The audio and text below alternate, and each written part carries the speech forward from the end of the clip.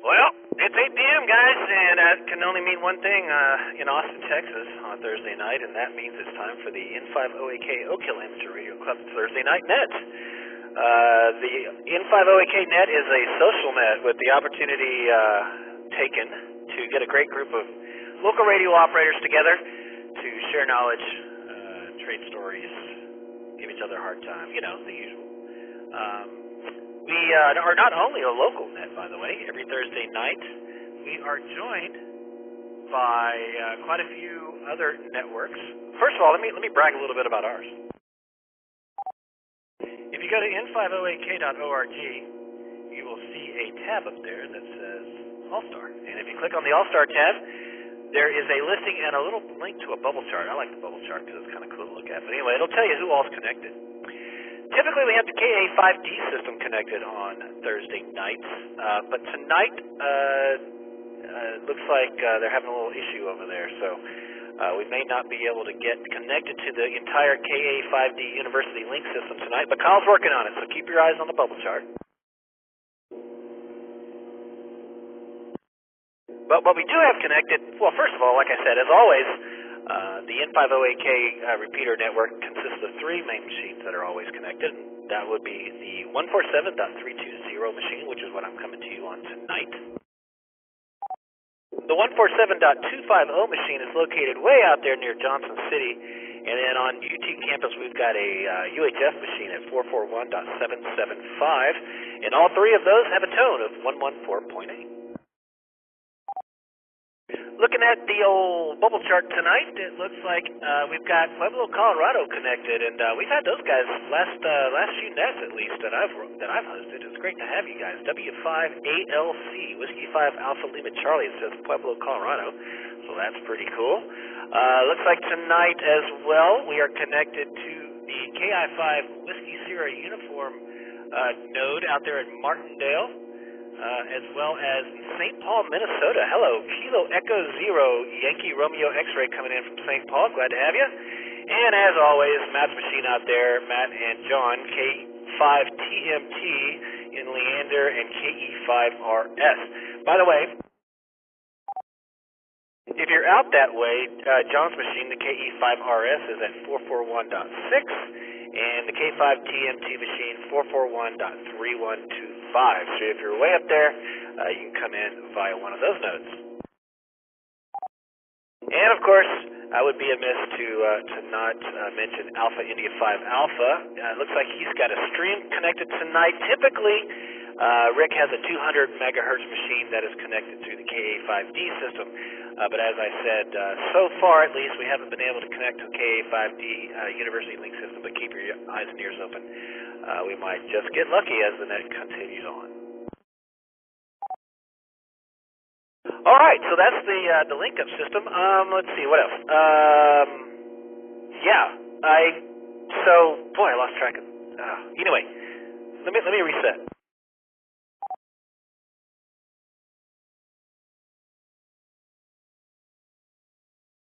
Okay, again, this is the N50AK Thursday Night Net.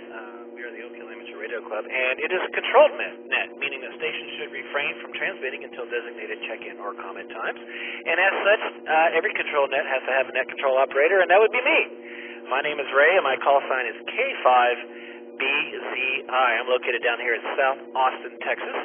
And whenever I host nets, I like to log my check-ins using this free piece of software called NetLogger. NetLogger you can get on the interwebs by going to netlogger.org, and when you install it, click a big blue button there that says Select Net, and look for it's called OHARC Thursday Night Net is what you want to look for if you'd like to follow along as I check folks in. Tonight is the typical agenda. We're going to do short time check-ins here in just a minute, and after we do short time check-ins, I'm gonna yap here for a little while and give everyone a little time to get their radios turned on and get in here before I do short time check-ins. But then we'll get into it shortly, and then after that, we're going to get into a question from the General Class License Pool, and tonight that question is going to be offered by. I'm half a cog off tonight, so I apologize. But tonight's question is going to be done by David. November 5 Yankee Alpha November. He'll be doing tonight's question from the general class license pool. And then we've got Randy, KC3NAG, who is offered to give us some news and nuggets tonight. So be sure to stick around for those guys. And as such, they operate as my de facto backup net controllers. So appreciate those guys for jumping in and offering their services. Let's see what else. If you would like to follow along with me and several others via video stream, you can do so. You can join us in the shack by going to our Discord server and clicking on the Thursday night video channel link. And if you're not already on Discord, you can join us on there, and I recommend you do. But you can do that by going to our website, n5oak.org, scrolling down to the bottom of any page and click on the Join Us on Discord link down there. And Thursday nights are a good night to do that because most of the admins are on the net monitoring Discord, so whenever they'll see your request come across and get you approved right away.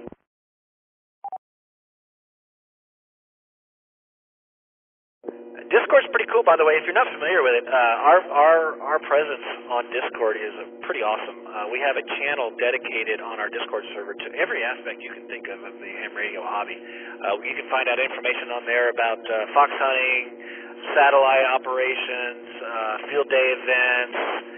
We've even got a farmer's market link on there, guys. So come check out our Discord server. If you're not already on it, you will be glad that you joined us. Looks like the folks are joining us. It looks like we might even have the UT Amateur Radio Club join us on live stream. So definitely come by and check us out on the video stream there, guys, and come join us in the shack.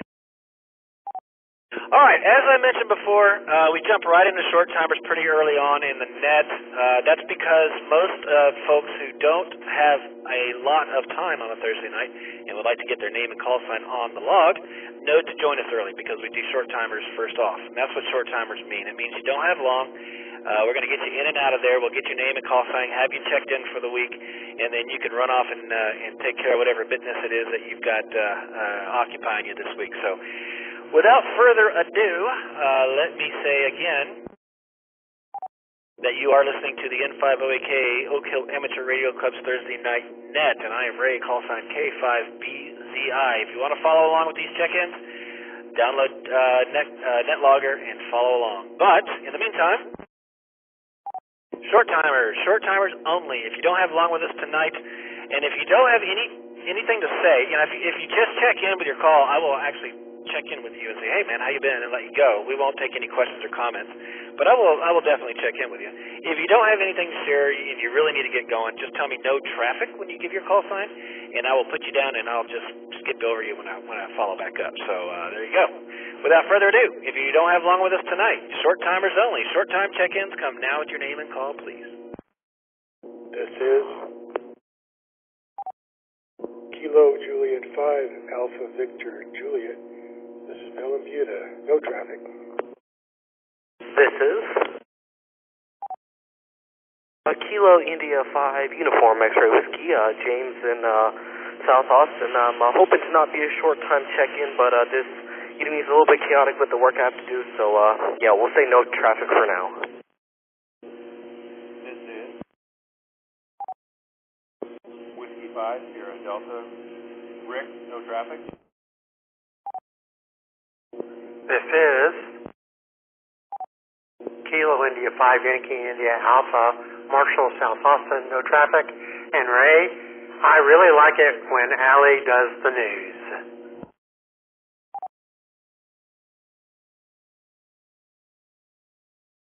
All right. Whiskey 5 Whiskey Tango Hotel. Whiskey 5 Whiskey Tango Hotel. Pat, North Austin, no traffic. Echo Link. This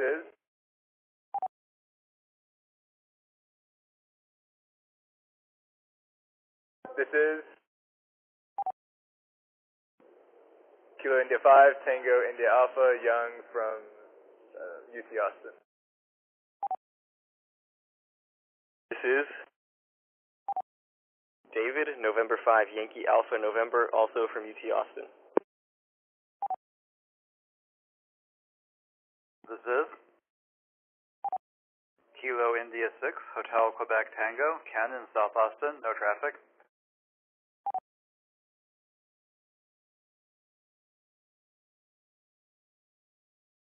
Well, we got a pretty good run of check-ins for short timers there. Let me jump back up to the top of the list and shout out to KJ5 Alpha Victor Juliet. Thanks Bill for checking in, man, out there in Buda. You said no traffic, so we'll let you have the week and call it quits on you. Have a great weekend, man, and we'll see you next week on the net. Next up was Kilo India 5 Uniform X-Ray Whiskey. That's James. He said no traffic as well, James. Good to hear from you, buddy. Have a good one. After him was Whiskey 5 Sierra Delta. Rick out in Dripping Springs said no traffic. Rick, have a good one up there in Dripping Springs, and have a good weekend. Let's see. Kilo India 5 Yankee India Alpha. That's Howard in in Austin. Said no traffic as well, Howard. Have a great weekend, buddy. We'll catch you next time around. Pat checked in via Echo Link, Whiskey 5 Whiskey Tango Hotel. Good to hear from you, Pat. Sounded good on the Echo there, buddy. Have a good weekend. And also no traffic was Ken, Kilo India 6 HQT. Hey, Ken. Good to hear you, man. We'll let you go. Have a great weekend. I'm going to follow up, though, with the guys over at UT, KI5 TIA. That's Young. Hey, Young. What are you guys doing over there goofing off?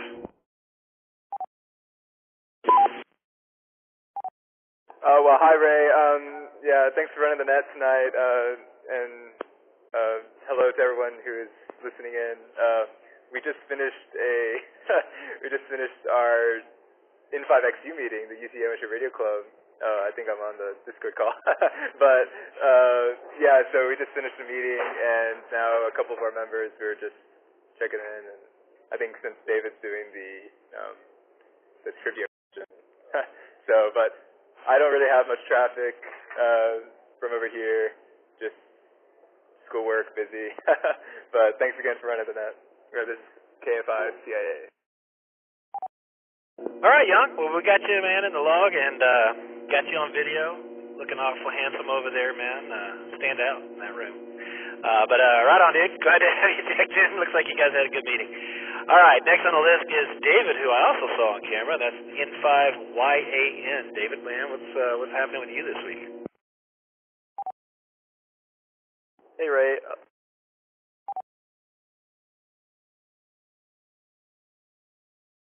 Sorry, I had to let it ID there. Hello, Ray.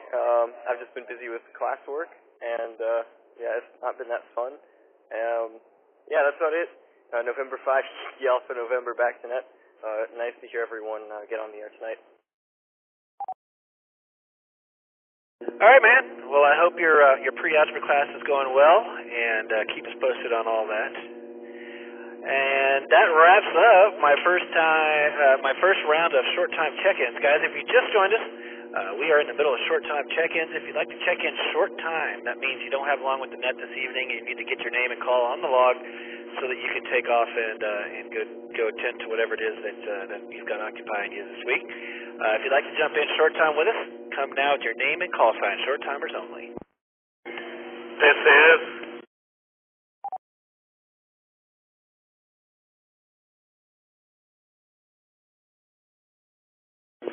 Kilo, Charlie, 5, Delta, Juliet, Tango, Andy, Cedar Park, short time, no traffic.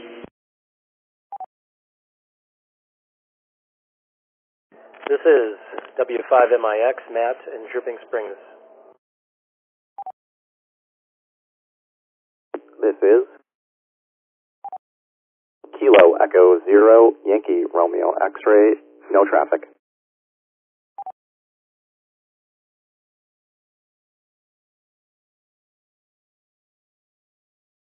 All right. Got three more there. We got Andy out in Cedar Park, KC5 Delta Juliet Tango. He said no traffic. Andy, have a great weekend, buddy. We'll catch you next time around. We also got a hold of Brad out there in St. Paul. Kilo Echo 0 Yankee Romeo X-Ray, man. Thanks for checking in. Thanks for linking up to us. Always a pleasure to have you with us on Thursday nights. And Matt, Whiskey 5 MIX. Hey, Matt, out there in Dripping Springs. You're sounding good, man. What's new with you this week?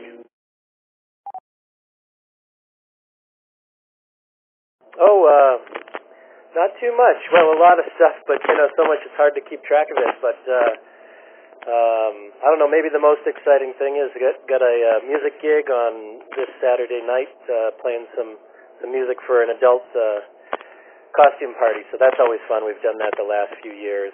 So looking forward to that. Good to hear you, Ray. Back to you, W5MIX. Yeah, roger that, dude. Good luck with the show. I hope it goes well. I know KA5D has a group, and they do or they used to. I don't know if they're still doing it, but they used to do a Christmas show. So that's pretty cool Pretty cool news that you do a regular Halloween show. So right on, man. I hope it goes well for you. And maybe if you happen to catch any photos or a short video clip, drop it on Discord so we can all check that out. Alrighty, guys. Well, I'll do one more quick last call. It's 8:15. I usually try not to go this late on short timers, but I'll make one last call out. If you join us late, you don't have long tonight. Short timers only. Come with your name and call. This is Kilo Juliet 5 Delta Bravo November, Carmania, also from UT. No traffic. K5 Tango Radio.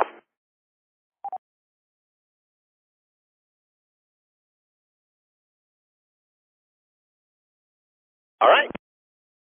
We got Carmania in there, KJ5 Delta Bravo November. Thanks, man, for checking in. We got you no traffic. And he looks like he's on video, guys. You should join us on video if you haven't on video chat. Carmania is like looking down on us. It looks like he's about 10 feet tall. It's pretty awesome. All right, and then last but not least, on the short time check-ins tonight, we got George, K5 Tango Radio. What's going on, George? K5BZI in the net, K5TR. Not much. Hanging out, checked into the CW net, and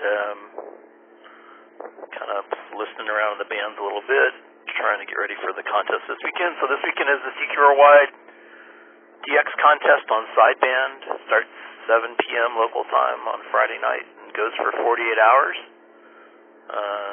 Get on the radio. There'll be lots of DX. And this exchange is a signal report in your zone, your CQ zone, which for most of the people that can hear this net is Zone 4. So get on the radio. That's my advice. Conditions are going to be really, really good. K5BZI in the net, K5TR. Woo, Secret Worldwide, baby. I can't wait. Thanks for sharing, buddy. We're, MPJ and I are going to be doing a Parks on the Air activation as well out at the South Atlanta River State Park. So that ought to be interesting. We're going to be contesting and podoing at the same time. That'll be cool. Alrighty, sir. Well, have a great one. Appreciate what you do, hosting our other repeater out that way. And we'll catch you later on. Have a good weekend and good luck in the contest. Alrighty, guys. Short time check-ins for this week. Thanks everybody who checked in. Y'all have a great weekend. And so now, after station ID, we'll move right on into tonight's question from the General Class License Pool. This is the Oak Hill Amateur Radio Club's Thursday Night Net. We're here every Thursday at 8 p.m. Our call sign is N5OAK, and it's a controlled net, meaning stations should refrain from transmitting until you're called upon. And we just finished short time check-ins, and now we're going to jump over into the question of the night from the General Class License Pool. Maybe David's got two lined up. I don't know, but we'll go check out N5YAN. David, what you got for us tonight, man? Go ahead. Hey, Ray. I've got two questions for you. We'll go ahead and start out with you first, which is a general class, or a question from the General Class Pool. Which of the following complies with commonly accepted amateur practice when choosing a frequency on which to initiate a call? We've got Alpha. Listen on the frequency for at least 2 minutes to be sure it's clear. Bravo. Identify your station by transmitting your call sign at least 3 times. C, Charlie. Follow the voluntary band plan. And Delta. All of these choices are correct. So if you'd like to answer this call sign, please come with your call sign and just say which answer you'd like to pick.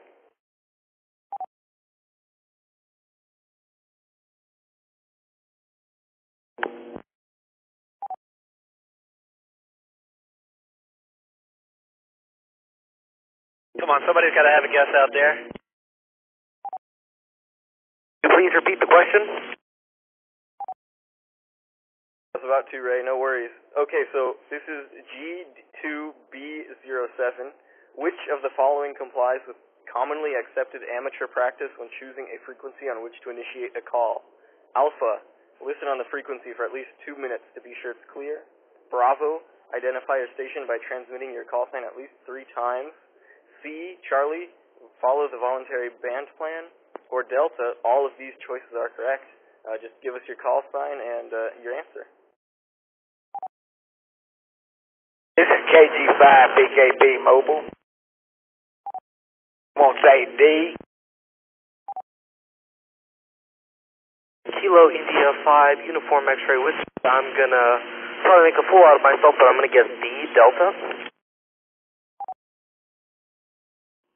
KI5YLS, Cody. You can never go against all of the above. I'm going for all of the above. Is there a Charlie for Cowboys? Who picked Charlie for Cowboys? Very, very funny. No, KI5YLS picks D, Delta, for all the above.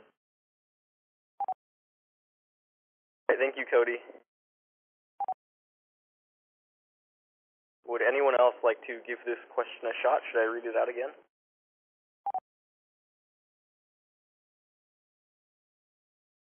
Alright, just in case. Which of the following complies with commonly accepted amateur practice when choosing a frequency on which to initiate a call? Notice the commonly accepted part. Alpha, listen on the frequency for at least 2 minutes to be sure it's clear. Bravo, identify your station by transmitting your call sign at least 3 times. Charlie, follow the voluntary band plan. Or Delta, all of these choices are correct. Just give us your call and answer.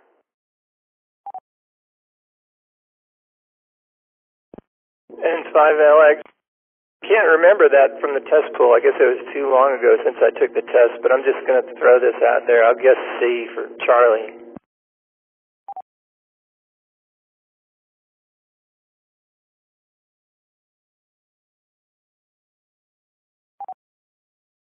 Alright, thanks Sky for Charlie, and this is N5YAN. Would anyone else like to give the question a shot? K5BZI, go ahead and throw me in there for D there, David. Alright, thank you, Ray. And I guess we'll wrap it up here. Or actually, yeah, anyone else? Would anyone else like to give this question a shot?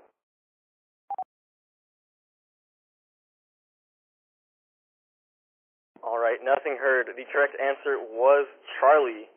Correctly guessed by the one and only N5LX. Congratulations, Sky.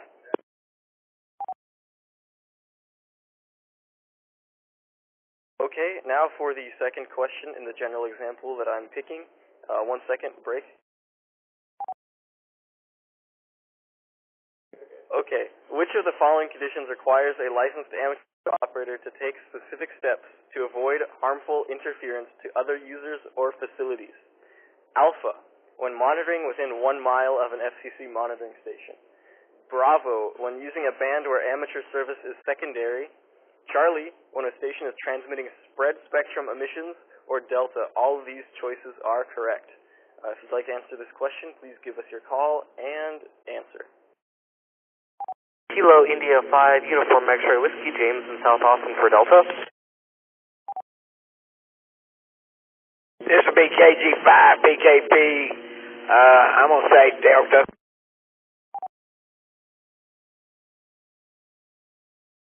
Alright, we have Kilo India 5 Uniform X-Ray Whiskey and Kilo Golf 5 Kilo Papa, both answering Delta. Would anyone else like to give a shot at this question? Please come now with your name, your call sign, and your answer.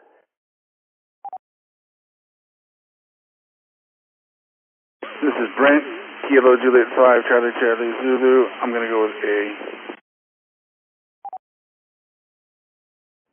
Kilo India 5, Yankee Lima Sierra. I'm going to go with Charlie, shot in the dark from everybody else.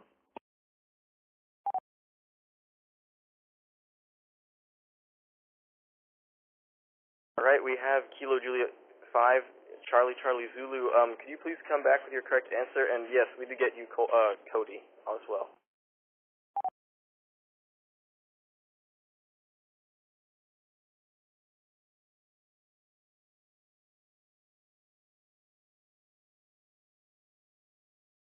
All right. We didn't catch the answer for KJ5CCZ. We'll go ahead and move on to more people, but first we'll repeat the question. So, which of the following conditions require a licensed amateur radio operator to take specific steps to avoid harmful interference to other users or facilities? Alpha, when monitoring within 1 mile of an FCC monitoring station. Bravo, when using a band where the amateur service is secondary. Charlie, when a station is transmitting spread spectrum emissions. Or Delta, all of these choices are correct. If you'd like to answer this question, please give us your call sign and your answer choice. N5LX. I'm going to guess again. I'm going to guess A, Alpha.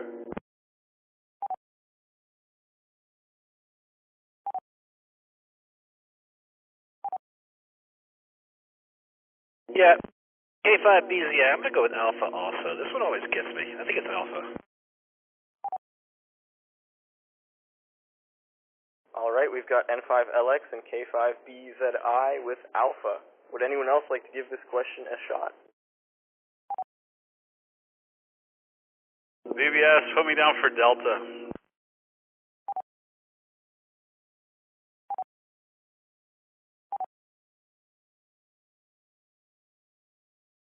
Okay, would anyone else like to give this question a shot? Just give us your call sign and answer choice.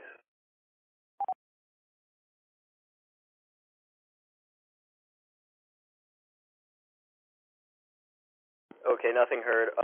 Let's see who got it right. We got Kilo India 5, Uniform X-Ray Whiskey.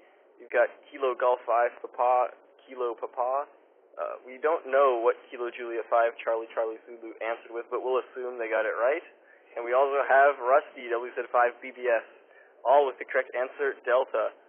So this has been November 5, Yankee Alpha November with your general questions for tonight. I'll hand it back to the net and 7-3s. All right, man. Appreciate it, David. That one always gets me, guys. So remember, that question with that has the spread spectrum answer as an option is all of the above. So remember that. Okay. And Rusty got it right. I think that's a first. I think he's just being nice to the UT guys over there. All right. Right on. Well, let's remind everybody what you're listening to, because we've been going on for a while. You're listening to the N508K Thursday Night Net. We're the Elk Hill Amateur Radio Club located in Austin, Texas proper. My name is Ray, K5BZI, and I am your net control operator tonight.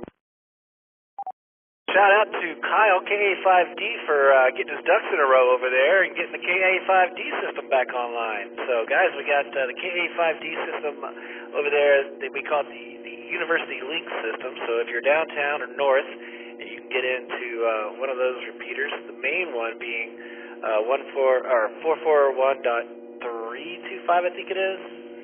Probably wrong about that, but anyway, go check out ka5d.org and he's got a list of all of his linking machines over there. All right, next on the agenda tonight is tonight's news, and my good friend Randy, KC3NAG, up there near Andersonville, has tonight's news and nuggets. Randy, you with us? Yes, I am, Uncle Ray. Away, my friend. All right, this is KC3NAG. Howdy, howdy, everybody out there. Well, so I went to the ARRL news, and well, there wasn't a whole much there. So I went to space news, which often is interesting. There's this little story here where I guess Lockheed Martin has got a bunch of satellites up in the air. I suppose they're working for the government. But they use laser communications between this mesh of satellites, which is kind of interesting because I used to do, what do you call that, photo optic kind of sort of stuff anyway. So, hey, let me just read through this here. TSTAT, Space Comms Laser Communications Terminals, pass ground tests, required to be deployed. Let me put my glasses on here. Oh, I can see again. Pass ground test for their Space Development Agency satellites, October 26th. TSTATs, optical terminal, was selected by Lockheed Martin, one of several manufacturers doing the same thing. The story is they plan to deploy a mesh network of interconnected satellites. It includes a transport layer that will transmit data collected by a tracking layer of missile detection sensor satellites. Each spacecraft is equipped with multiple laser communications terminals. Optical terminals use lasers to connect satellites in orbit so they can transfer data into space. Now, I would actually like to have something like this to shoot down to see if I could hit Ray, but he would probably have to put a mirror on 45 degrees on top of his tower so I could hit him. Anyway, moving on. TSTAT's terminals will be integrated with Lockheed Martin satellites that will be part of the SDA's Transport Layer Tranche 1 satellites scheduled to launch in late 2024. Lockheed Martin is also using CACI's optical terminals for Tranche 1 satellites. All optical terminals installed on SD satellites have to comply with technical specifications and standards issued by the agency. Darn. They also have to be interoperable with terminals made by other suppliers. Hey, I kind of like that part. As part of the ground test, TSTAT's terminal had to establish a data communication link with a reference modem, as well as with Mynaric and CACI terminals. Mynaric's terminals will be on SDA's Tranche 1 satellites made by Northrop Grumman. This achievement demonstrates that TSTAT terminals comply with technical specifications and standards issued by SDA and are interoperable with third-party products. Yeah, okay. So, I don't know. I found that kind of interesting. I know they transfer data with lasers, but to build a mesh network that runs like that and detects missiles. That would probably be a nice thing to have. Let me let it drop for a sec. All right, let me go back to the ARRRRL news here. Just hit a few other little things. Click. As you may know, there was a hurricane on the west coast of Mexico, very recently. Amateur radio has been activated to serve Hurricane Otis. In an email, WX4NHC Amateur Radio Assistant Coordinator Julio Repolo wrote, hey, it's been activated. Yeah, okay. And they run on 14.325. and 7.268. And they also do VoIP, and there's a WinLink thing here too. So, yeah, that's kind of cool.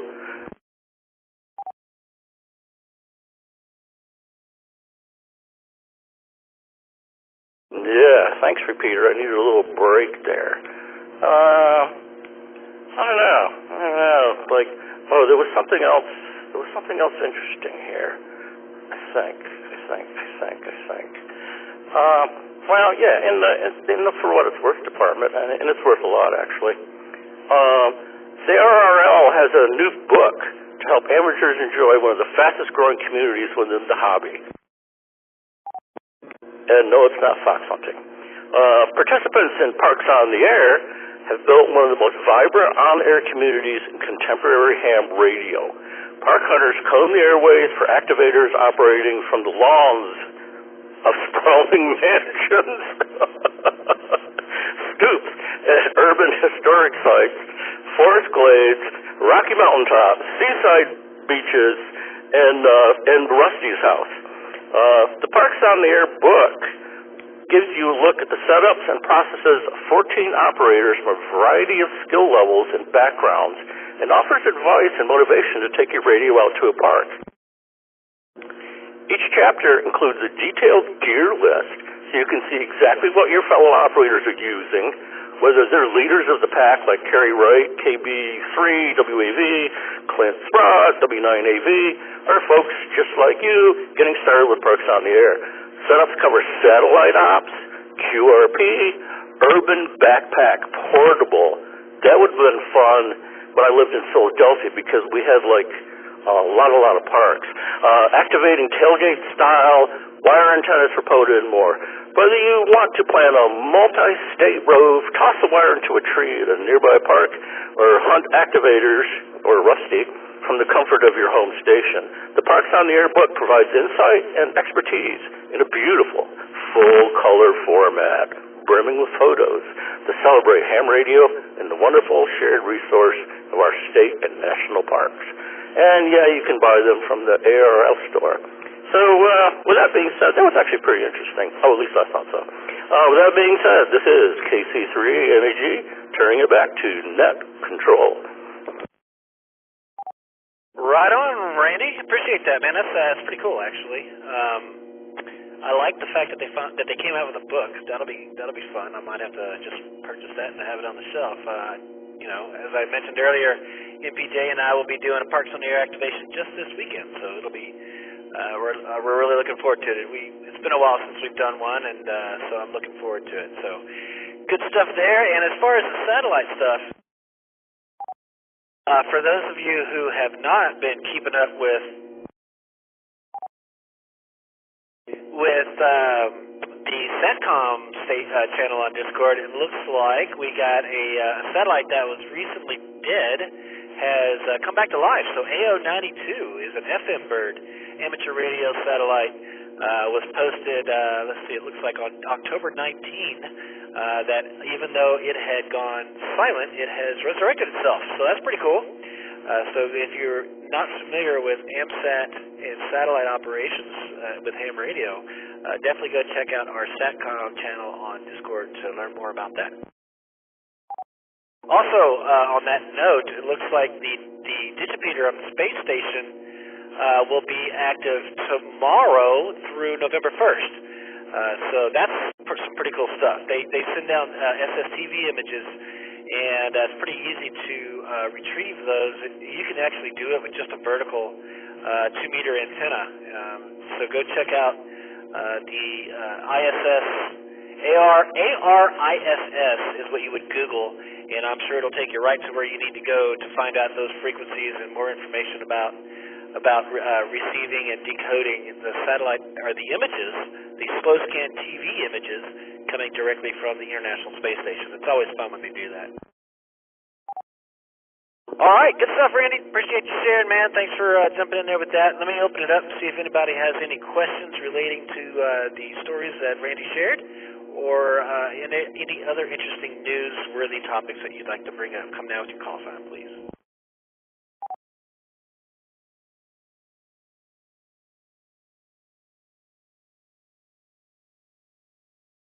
All right, nothing heard. Well, appreciate it again there, Randy, and love it when you do the news. All right, next up on the agenda would be Fox News. Don't forget, guys, you're listening to the Oak Hill Amateur Radio Club's Thursday Night Net. Our call sign's N508K, and I am Ray, call sign K5BCI. I am Net Control. As I mentioned, next on the agenda is Fox Hunt News, not to be confused with Fox News. This is actually real information that we're going to get from hopefully Sky, N5LX, if he's available. Sky, you with us? Hey, Ray, this is N5LX.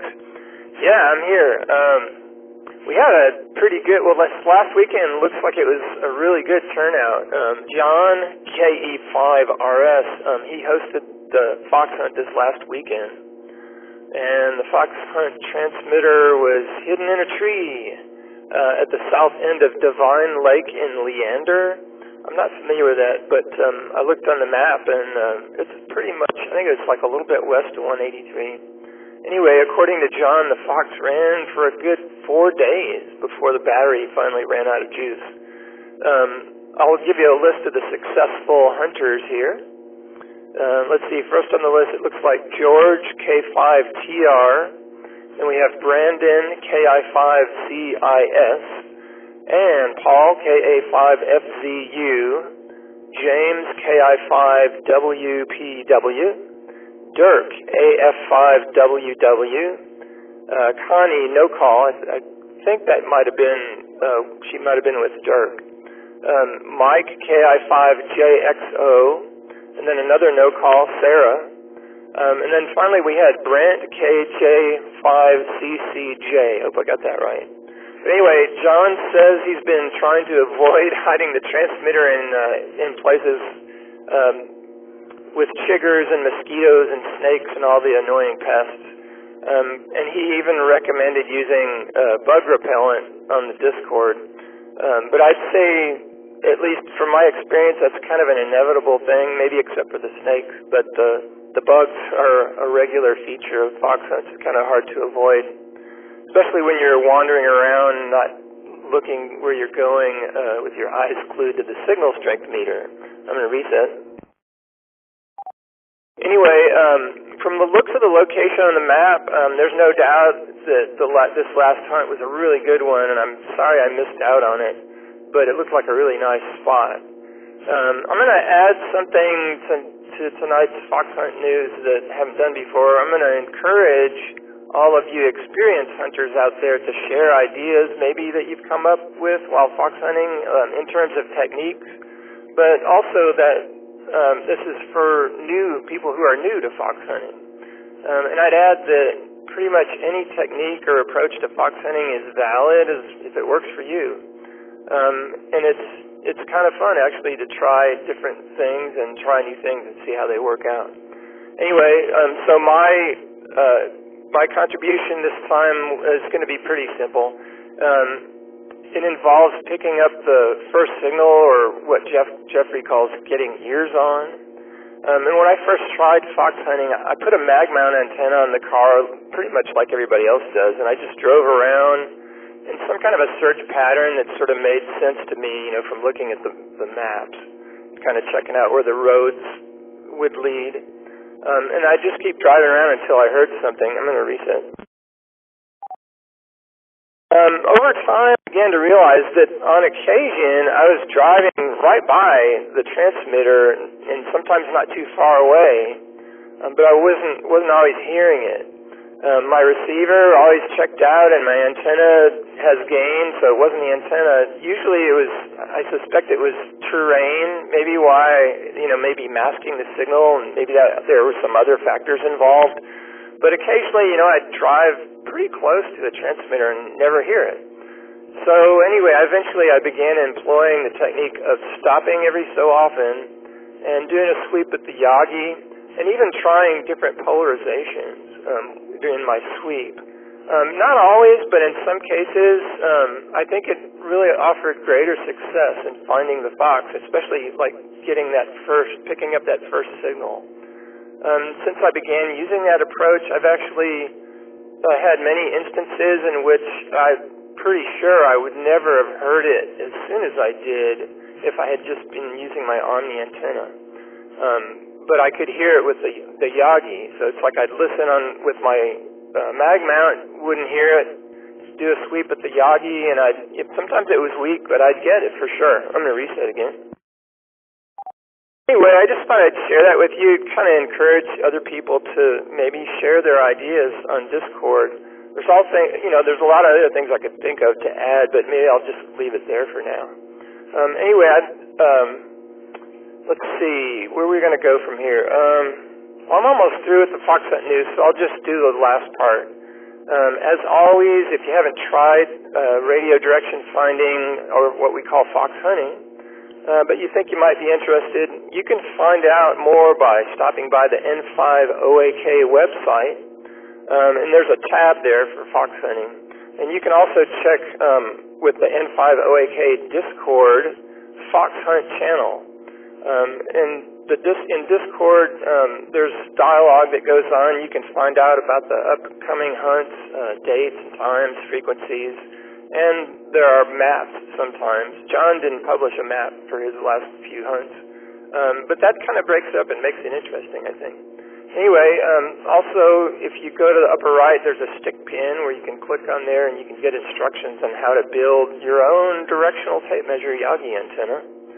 And there's a lot of other interesting stuff on there. So if you're interested in hosting a hunt also, you can contact Rusty, WZ5BBS, and maybe check out and see if the club's Fox Hunt transmitter is available.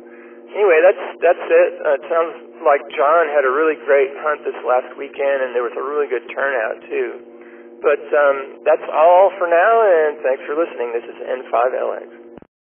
All right, good stuff, Sky. Appreciate the updates and other information. Always valuable to hear. And yes, don't forget, folks, that we do, in fact, have a lot of Fox Hunt information on our Discord server, so be sure to check that out. Let's see if anyone has any questions or comments on fox hunting. If you do, come now with your name and call, please.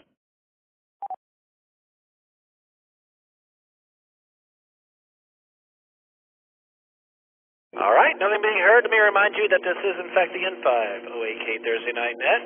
Our call sign is N5OAK. Our name is the Oak Hill Amateur Radio Club, and it's a controlled net. I am your net controller tonight. K5BCI is my call sign. We're going to hand it over now to Rusty, WZ5BBS, with the presidential update and social events calendar plug. Go ahead, Rusty. Take it away.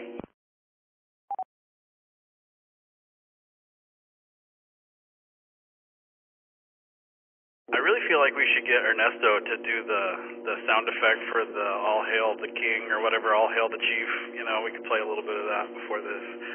Howdy, howdy all. It's Thursday night. Thanks, Sky, N5LX for the Fox News, Randy, KC3NAG, my northerly neighbor, for doing the news, and David, N5YAN, and all the UT folks for hanging out with us. It was great to see everybody last Saturday. It was a fun meeting. We had a bunch of people show up. Big thanks to Will, KC2ZZR, for talking to us about the mesh network and getting that set up. It'll be interesting to see. We've got, once they get those back in at the UT campus online, it'll be fun to see what all happens with that. So thank you, Will, for making that happen. After our meeting on Saturday, we had a testing session. We got three new hams, brand new tested. We got David, KJ5DAL. We got Reese, KJ5DAR. He's part of the K5LBJ Club. And Charlie, KJ5DAY. They all tested with us. We had 10 people show up, and those three were the only ones that got new call signs, brand new technicians. So congratulations to all of them.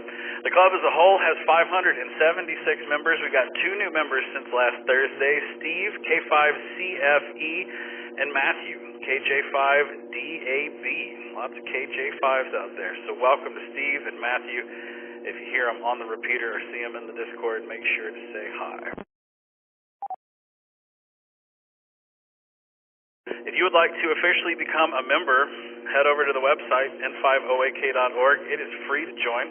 Our club runs exclusively on donations. So while you're over there, if you would like to donate, fine. If not, you can always join the Discord. The Discord is free to use and free to be a member. So come hang out with us on Discord.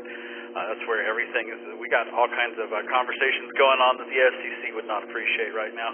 So come hang out with us on the Discord. It's a fun spot. While you're there, you can also go grab some N5OAK gear. It is available online. Get coffee mugs, T-shirts, hoodies, anything and everything with the logo. You can make it happen. I realize our last meeting was last weekend, but our next meeting will be Saturday, January 20th. So we give you the holidays off. January 20th will be our next meeting at the Austin branch of the Austin Public Library. I just reserved it for us, so we're good to go. The librarians are super good about getting us in there. So thanks to the Austin Public Library for that. Saturday, January 20th is the next club meeting and the next testing session. So you know how to make that happen. N5OAK.org, click on the Get Licensed tab. You can go sign up electronically. And we beat out the W5YI group. We had a full session. They only had one, so they canceled theirs, and the one that they canceled came over to us. So we're doing great things for the testing, and I can't thank Philip enough, AC5G, for making that happen. If I haven't annoyed you enough about the park potluck, November 4th is the day. I will be ordering food next week, so y'all go get online and sign up. Go RSVP, make this easy for me. You can do it on the web, n5oak.org. Click on the potluck tab. Details are all there on the web. They're in the Discord channel. We will have 3 or 4 fox hunts going on out at McKinney Falls State Park. We got food, we got Parks on the Air. The Travis County Aries group is coming. They're bringing their big trailer with all the fun stuff in it to act as the POTA station. We've been chatting about what we're going to do and how we're going to do that. So big thanks to Rex and Glenn for making that happen. So come join us November 4th. Park potluck is going to be a whole lot of fun at McKinney Falls State Park. You do have to buy park passes to get in. It's like $6 a person. But show up. It'll be a whole lot of fun. We've already got about 40 people signed up to come that we know of. So more than likely it's going to be a good 50 or 60 people. Definitely looking forward to it. As far as upcoming fox hunts, I don't know of any this weekend. That's not to say that there won't be. Check out the Fox Hunt channel on the Discord. We have a new guy in town, Jonah, KD9YRZ. KD9YRZ. He's passing through town. He's going to be in Austin for a couple of weeks. He's moving out to the East Coast. But he definitely wants to go for some fox hunts, so we're trying to scrounge up some stuff, see if we can't make a fox hunt happen this weekend, get him out. But if you are interested in fox hunting, learning how to fox hunt, meeting fox hunters, just kind of seeing what it is, we go crash the Austin Club's breakfast at Waterloo Ice House every Saturday at 8 a.m. We lovingly refer to it as the Old Man Breakfast. But it's a whole lot of fun. It's 8 a.m. It's super early, and we usually go have breakfast, hang out for, an hour at least, and then we'll go fox hunting from there. So if that sounds interesting to you, meet us at Waterloo Ice House, 183 in Burnet. All the details are on the calendar. It's the Austin Amateur Radio Club's breakfast on Saturday, but it'll give you all the directions and all the things that you need to get to Waterloo Ice House. And let's see, we got new nets. We got the Nightcrawlers net on the weekends. It's from midnight till 2 a.m. So if you're a night owl, we've got some fun stuff going on for y'all on the repeaters over the weekend. And don't forget, this Friday we got the Traveling Taco Net. October 27th starts at 7 p.m. The last Friday of the month, Ernesto will go to somebody's house or somebody's place and play radio and talk to them and bring tacos. He's hanging out with the UT Amateur Radio Club, so he will be on the UT campus this Friday, 7 p.m., Traveling Taco Net. It's a whole lot of fun. If you would like Ernesto to come to your house and bring tacos and co-host the net, you can sign up with him, get a hold of him on Discord, or shoot him an email, ki5pzn@gmail.com. And the easiest way to stay up to date is to subscribe to the official club calendar. You can do that on the website, n5oak.org. Just click on the calendar tab, and you can subscribe, and we'll put all this stuff in your calendar. You won't even have to think about it. We have all the other club's nets. We have everything you want to do. You can play on the net every day of the week. There's something to do. So go check out the club calendar. We also have the contest calendar. Go over to n5oak.org. I also put some new photos up there. So go check it out. Tell me what you think. I think that's all I got, Ray. Thanks for hosting the net tonight, man. We'll see you later down the log. WZ5BBS. Back to net control. All right, Rusty, as always, good stuff. Fantastic stuff. I got a quick question for you. You said we had 4 people. 1, 2, 3, 4 people. Is that correct? That passed the exam and became hams this last weekend. How many was that the 100% of the people who tested, or did we have some folks that didn't quite make it?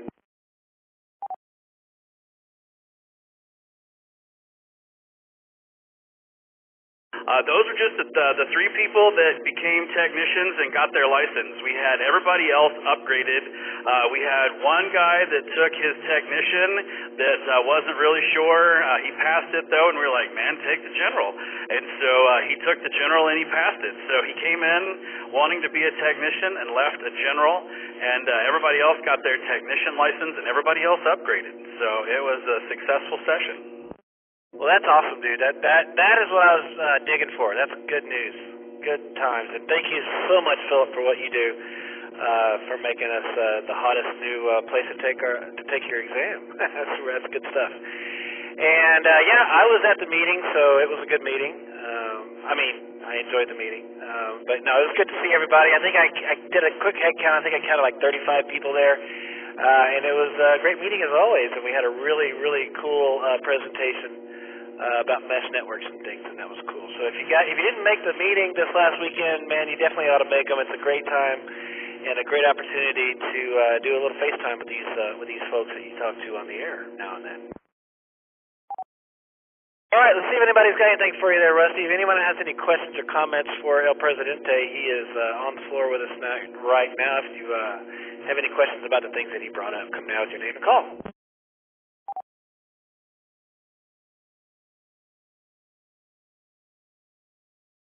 All right. Nothing heard. Well, in that case, I'll do a station ID, and we'll jump right on into the regular check-ins portion of tonight's net.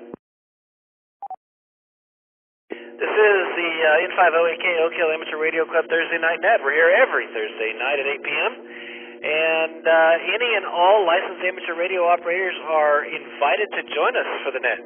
It is a controlled net, though. Keep in mind that you are requested to not transmit until designated check-in or comment times, unless, of course, there is emergency traffic that you have. Emergency traffic always takes priority during the Oak Hill Thursday Night Net. We are about to get into the regular check-ins portion, which I really like to call, I'm going to stop saying this, I promise, but I like to call it the meat and potatoes. It's where we get to chit-chat, we open the floor for questions, comments. It's a great opportunity to bring up a question relating to the hobby or anything else, really. Look for advice. We've got car guys, we've got guys that do backyard gardening, that sort of stuff, but especially radio stuff. And let me tell you something, there's a plethora of knowledge when you combine all of the brains of the folks that join us every Thursday night for this net. If you've got a question, especially when it comes to the amateur radio, I guarantee you, you'll get it answered right here tonight. So be sure to join us. Be sure to include yourself in the net during check-ins. And like I just got distracted by Discord, be sure to join us over on Discord if you haven't already. The chatter on the Thursday Night Net channel is always fun, and if you'd like to join myself and others in our Shacks by live stream, you can do that as well by going to the Thursday Night Net video channel, where you can find Mike Beautiful Mug talking on a microphone over there. We'd love to have you. You don't even have to have a working camera. You're welcome to come lurk, so come on over and come say hi. All right, let's remember that during the regular check-ins portion, we want to keep it nice and clean and appropriate and entertaining, but at the same time inviting. Let's not talk about politics. Let's not talk about religion. Let's not talk about having your sewer pipes fixed. None of that stuff. Let's keep it entertaining and inviting for those that are new to the hobby, new to the area, new to the net. And by the way, again, as I mentioned, you don't have to be a club member to join us. We encourage any and all licensed amateur radio operators to do so. We'd love to hear from you. And if you'd like to follow along with check-ins, I use NetLogger, which is a free piece of software that you can download from the interwebs at netlogger.org. Click the big blue button that says Select the Net and look for OHARC Thursday Night Net. Looks like we got a couple of guys. We got K5AYO and K5AXH on here tonight, monitoring, following along with check-in. So come on in. And topic for tonight is how do you like your steak cooked, man? Do you like it raw? You like it medium? You like it rare? I like, pretty much cut it out of the shoulder of the cow and wave a lighter over it and put it on my plate. It's kind of how I like my steak cooked. So how do you like your steak cooked? All right, there you go, Sky. All right, without further ado, guys, we're going to take check-ins, regular check-ins for tonight's net. Come with your name and call sign. Keep them coming. I can keep up. This is Craig, A5AYO. This is November 5, Sierra Mike Oscar, Bill, North Austin. This is Kilo Golf 5, Uniform November Kilo. Short term for right now, somewhere down in Kyle. This is N5LX. This is Kilo India 5, Uniform Kilo Foxtrot, Steve in Dripping Springs. This is Whiskey 5, Sierra Mike Sierra, Sean in Smithville. This is KI5YLS, Cody, Fort Hood.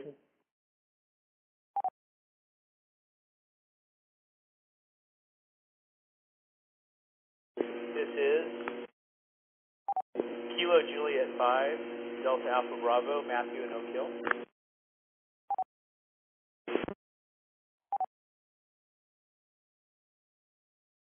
All right. I'm going to call it right there because there's a couple things I got to do. First of all, I got to throw a shout out to Whiskey 5 Sierra Mike Sierra. I haven't heard from that voice in a while. And I'm going to cheat and jump to you really quick there, Sean. But before I do, I got to go check in with Doug because he's mobile and said he might not have long with us. So KG5UNK, Doug, man, how's it going? Where are you going? Oh man, thanks for kind of jumping ahead there. Yeah, I'm at a little party here down in Kyle for my niece. Her and her school came up here to play some volleyball. So that's it for right now. If I can get her out here, I'm going to get her on the radio. It's her birthday today. She's turning 16. So it's kind of a quickie. They came for a game, and we're going to have a birthday party for her. KG5UNK. Yeah, Sweet 16. We'd love to hear from the Sweet 16, man. You got to send her out, and hope her volleyball game went well. Let's see if anybody's got anything for you tonight, guys. We got Unc with us. KG5UNK's here. If you'd like to come say hi to Doug, come now with your name and call.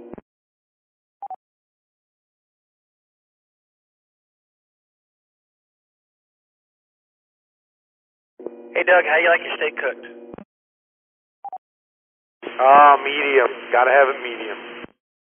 All right. Are we talking T-bone, or are you more of a filet kind of guy? I prefer to have a T-bone, a filet first, and then I'll take a T-bone after that. Always medium, though. All right. Fair enough. We'll let you have that. All right, guys. That was KG5UNK, and he likes a steak with not so much blood in him. And so let's. I'm gonna jump down. I'm gonna jump all over the place tonight, guys. But Sean's with us, guys. We haven't heard from Smithville, Texas in a long time. Whiskey 5 Sierra Mike Sierra. How you doing out there, bro? Where you been? Hey Ray, hey Ned. Doing good. Doing really good. Just been at the house. Been in New York a little bit. And just chasing after this 2-year-old. But nothing really to report. I've been lazy at turning the radio on and tied up with a bunch of other home projects like porch addition and different things, some landscaping. And now that the weather's getting nice, I've been thinking more about hanging out with the club and doing radio events. So I came in and I looked at the clock and said, oh my gosh, it's like 10 minutes after the start of the net. I'm going to hop on tonight. So thanks for picking me up, Ray. I like my steak medium, and I'm a ribeye guy. And I always kind of look at them. I'm looking for that perfect marble. W5SMS, back to that. All right. A perfectly marbled medium ribeye. I can go there. I can do that. Your audio is like you were weak as hell at first, and then you got nice and strong, and then you jumped in, and it just dropped on you. You got weak again. When you told us how you like your steak, you just dropped away. I had to turn it up to hear you. So I don't know what's going on there. Maybe you just haven't been turning the rig on long enough. But it's good to hear you, Sean. And you're just in time. We've got a social event coming up down there at McKinney Falls. I always do that. McKinney Falls. So we'd love to have you, man. If you think you can make it out that way, it'd be good to see you in the XYL. And glad to hear the old 2-year-old's kicking around. I'm sure she's been keeping you super busy, so just can't tell you how good it is to hear your voice again, my friend. Let's see if anyone's got anything for you. Guys, we got Sean with us, Whiskey 5 SMS from all the way out there in Smithville, Texas. If you'd like to jump in to say hi to the Piney Woods, come now with your name and call. Go ahead, Rusty. Hey, man, good to hear you on the repeater. And yeah, come join us November 4th, Saturday. Bring the kiddo and the wife and come play, man. We got fox hunts, we got food, we got parks on the air. It's going to be a whole lot of fun, man. So get your butt out there and join us. But until then, thanks for coming and checking in and saying hi. Yeah, thank you, Rusty. I'm going to check it out. I heard Ray, or you actually, before Ray, saying that it's still on the website. So appreciate it. Yeah, I don't know what's up with the rig, Ray, but just need to blow the cobwebs out of it. So thanks again. Y'all have a great night. Great night. Good year. W5 SMS. Yep, super low audio on that last transmission, Sean, again. All right, guys, anybody else got anything for Sean tonight? W5SMS is here with us. KI5YLS. Hey, Cody, jump on in there. I just wanted to speak up and say that the reason his audio cut out was because it didn't approve of the way that he liked his meat. So that's why it cut out on him on that first transaction.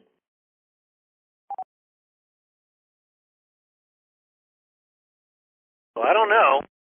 I mean, he's 2 of 2 on medium. So what do you think, Sean? I don't know. Points for trying, but I don't think that's it. But nice to hear you, Cody. W5 SMS. All right. Anybody else got anything for SMS before we let him go tonight?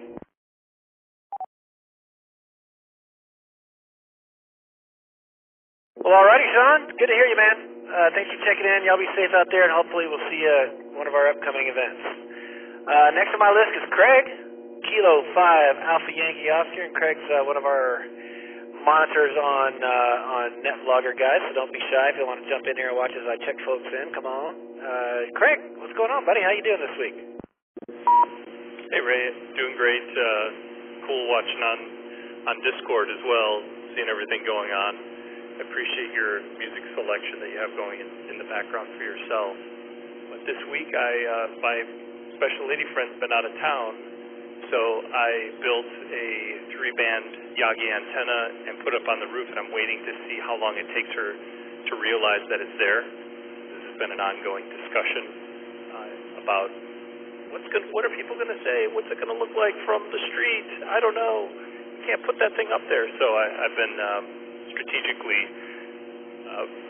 doing things while she's gone. So we'll see if I survive. But I do have my ask for the McKinney Falls ARC event in a week and a half, I think that is. And for steak, I would say I'm a medium rare filet guy, although there is a ribeye that I've had that's just been amazing with.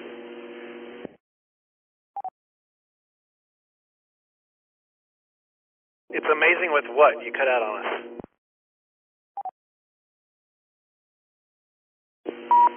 Yeah, I think my HT's giving me problems here, but yeah. Marbled ribeye, some caramelized cheese. So back to you. All right, special lady friend, the SLF. I bet she doesn't even notice it's up there, man. Good call on the ask for what is it? Don't ask for permission, ask for forgiveness. I like that. That's always been my strategy, anyway. And thank goodness the HOA has been pretty lenient with me. We'll see how that goes. But anyway, man, appreciate it. And yeah, man, I'm digging the ribeyes, guys. You know, I like a fillet. I like a nice, rare, bloody fillet that's been in the oven just long enough for the blue cheese to melt out on top of it. But I've noticed, I actually had a steak last night. I had a T-bone last night, and my wife overcooked it a little bit.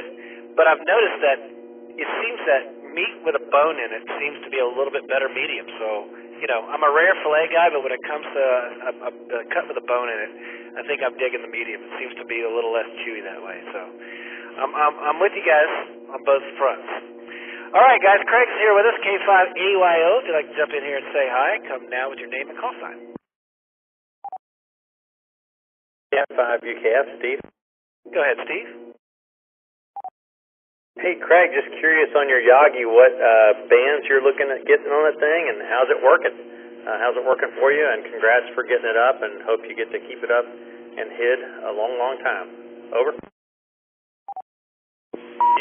Yeah, it's a 70 centimeter, 2 meter, and 6 meter. So I'm hoping to do the 6 meter Monday calls to give it a shot. But I don't have my transceiver yet. I just ordered it today, so I haven't actually tested everything. But that will be hopefully next week, and I won't be standing outside on this little HT doing these Thursday night nets in the future. Thanks for asking. K5AYO.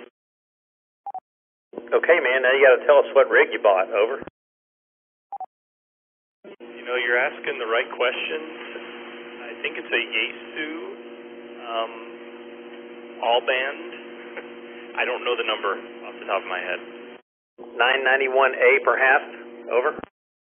991. That sounds about right. But yeah, I don't know for sure. Did you buy it new or used? I bought it new off of DX Engineering. All right, so it's not an 847. So yeah, it might be a 991 there, Steve.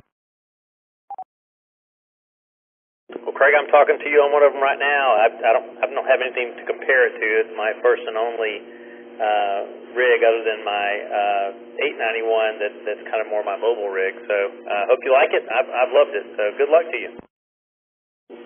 Awesome, thank you. Yeah, that's. I can't wait to give it a shot and try out some of these other fancy things like CW and some of the long range stuff. So really looking forward to it. But I really wanted an all band so I could do a lot of different things over time instead of just only having a few bands at the beginning. Yep, a lot of folks like their second boxes, and that's cool. And you definitely got to have all mode, and that's nice. All right, guys, Craig's here, K5AYO. If you'd like to jump in and say hi, come now with your name and call. N5LX. Go ahead, Sky. Yeah, quick question for you guys. I'm always learning new stuff, and this is an interesting discussion to me because I realized I really don't know the answer. You mentioned 70 centimeters, 2 meters, and 6 meters, presumably the same Yagi antenna, and I was under the impression that people mostly used vertical polarization for those two upper bands, and I don't really know what the convention is for 6 meters, but maybe that would depend on what mode you're using and maybe what part of the band. Maybe you could comment on that. Sure. It's the way that the antenna is built is, as you said, it's vertical for the 70 centimeter and 2 meter, and then the horizontal beams for 6 meter, the beams for 6 meter are horizontal. So I don't know why they did it that way, but maybe it's better balanced or something. But 6 meter is horizontal, and 2 meter and 70 centimeter is vertical. Yeah, I mean, if I don't, somebody can correct me if I'm wrong, but I think that's because it's just the convention. I don't know if there's a reason for it or not, but I think that polarization is the convention for those bands. That would be my guess. Say that's above my pay grade. Hopefully somebody else knows. That's a fact, Jack. Typically you're going to want 6 meter to be horizontal and 2 meter and 440 to be vertical, except in the case of sideband on 2 and 440, you would want to go horizontal on that. I have a vertical for 2 meter as well as a horizontal beam that I use for 2 meter sideband. So there's that. And I'm assuming you have a way to rotate that thing, eh, Craig? Not yet, but that's the plan. I'm one step at a time. Yeah, Roger, man. Well, that's cool. I'm looking forward to it. I might just have to jump in here on Monday and see if I can plan something for my wife to do on a Monday night, so I can jump in on a Monday, 6-meter Monday, and see how we do.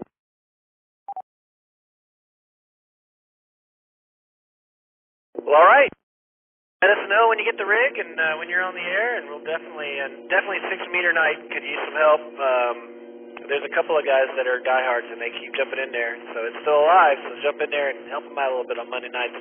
Tuesdays and Thursdays and the weekend, you know, it's like I saw a TV commercial for the NFL one time. This guy and his wife were sitting on the couch, and he was like, "Yeah, I only watch football on Saturday and Sunday and Monday and Thursday and sometimes on Wednesday." It's like, that's kind of like how I am with ham radio. My wife's like, "God, you're always in the shed, man." So that's why I don't get to get out here very much on Mondays, because I'm always out here on Tuesdays and Thursdays and sometimes throughout the weekend. So, but I'll see if I can't make it out on a Monday night. We can check that beam out, man. Congratulations on that. Anybody else got anything for Craig tonight? K5AYO before I let him go. N5SMO. Hey, Bill, jump on in there. Hey, yeah, regarding the polarization, horizontal polarization, if you're using the E layer or the F layer in the ionosphere, you get a better percent of reflected signal on the first hop with horizontal polarization. When you're using like tropospheric ducting, which is usually the propagation mode for VHF, UHF to get any kind of distance, although sometimes you get E-skip, but with tropo it doesn't really care what the polarization is. That's an atmospheric thing. But for F layer and E layer, you want horizontal to work DX. That'll give you a stronger signal at the other end of a path versus using a vertical polarization. Let me let it drop. And the weird thing is, though, the station at the receiving end, it doesn't really matter, because once you hit the ionosphere, polarization kind of becomes moot, because you really don't have, I guess you'd have probably maybe circular polarization, because you get both coming back down on the other end. But that's why it's typically that way. And, you know, usually when you're working DX, you're working sideband or CWs, so those are the modes you'll typically be using. Horizontal and, you know, FM for point-to-point vertical polarization will work better. And that's my understanding of it anyway. Maybe someone else has something to add to that. N5SMO, back to net.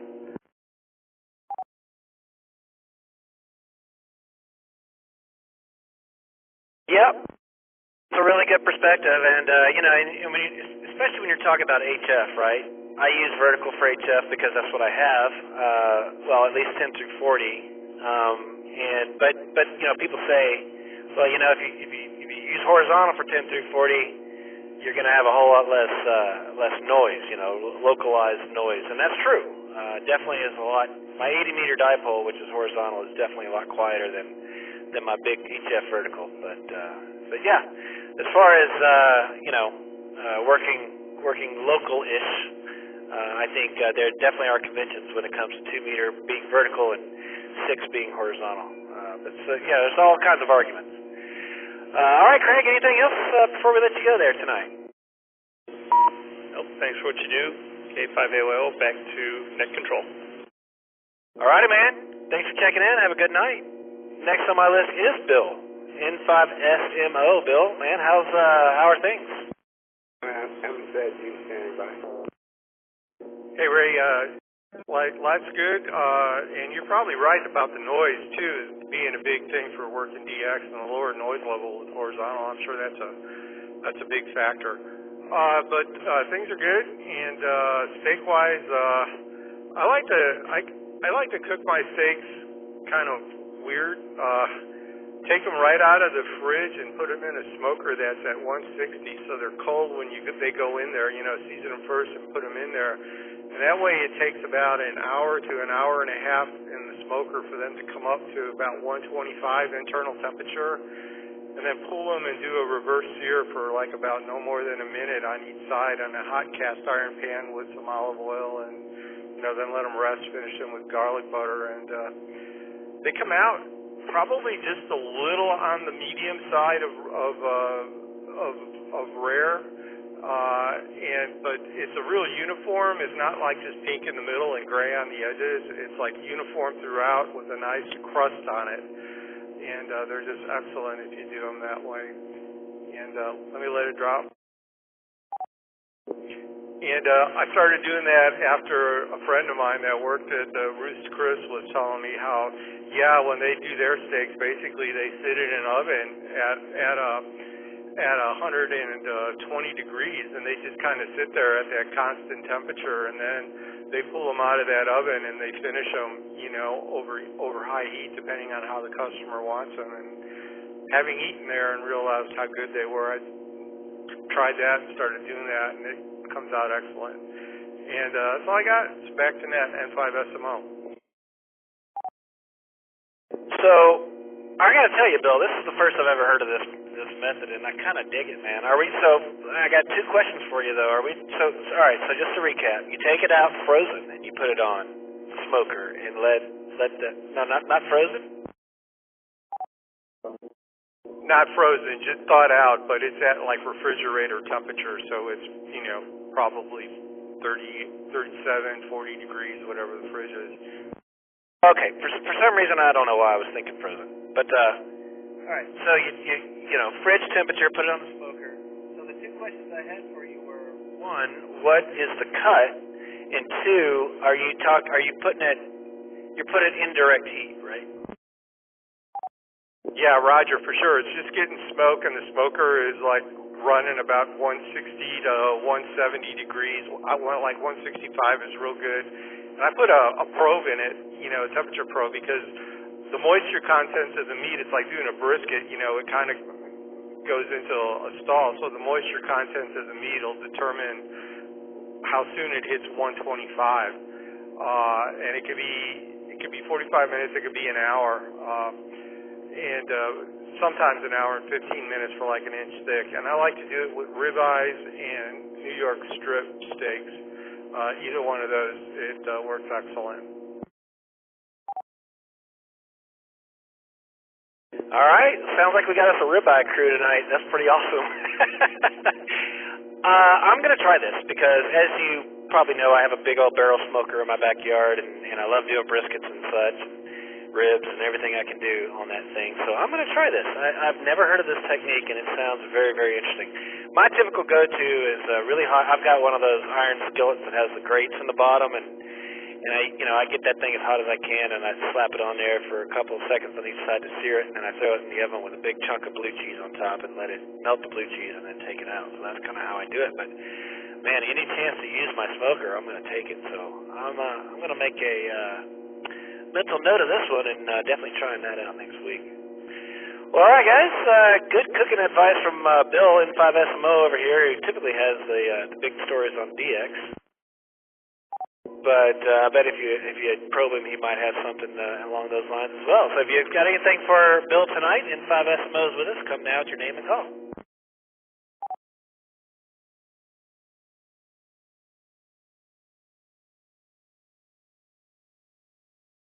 Well, all right then.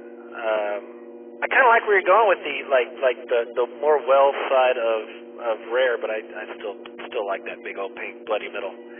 You going to be working a contest this weekend there, Bill? Yeah, for sure. I'm going to try to get on there. 10 meters, man. I'll tell you what. Like 10 meters at daylight, at dawn, the last couple of days was going into Western Europe. I saw Israel popping up and worked a couple of grease stations. So and that was CW.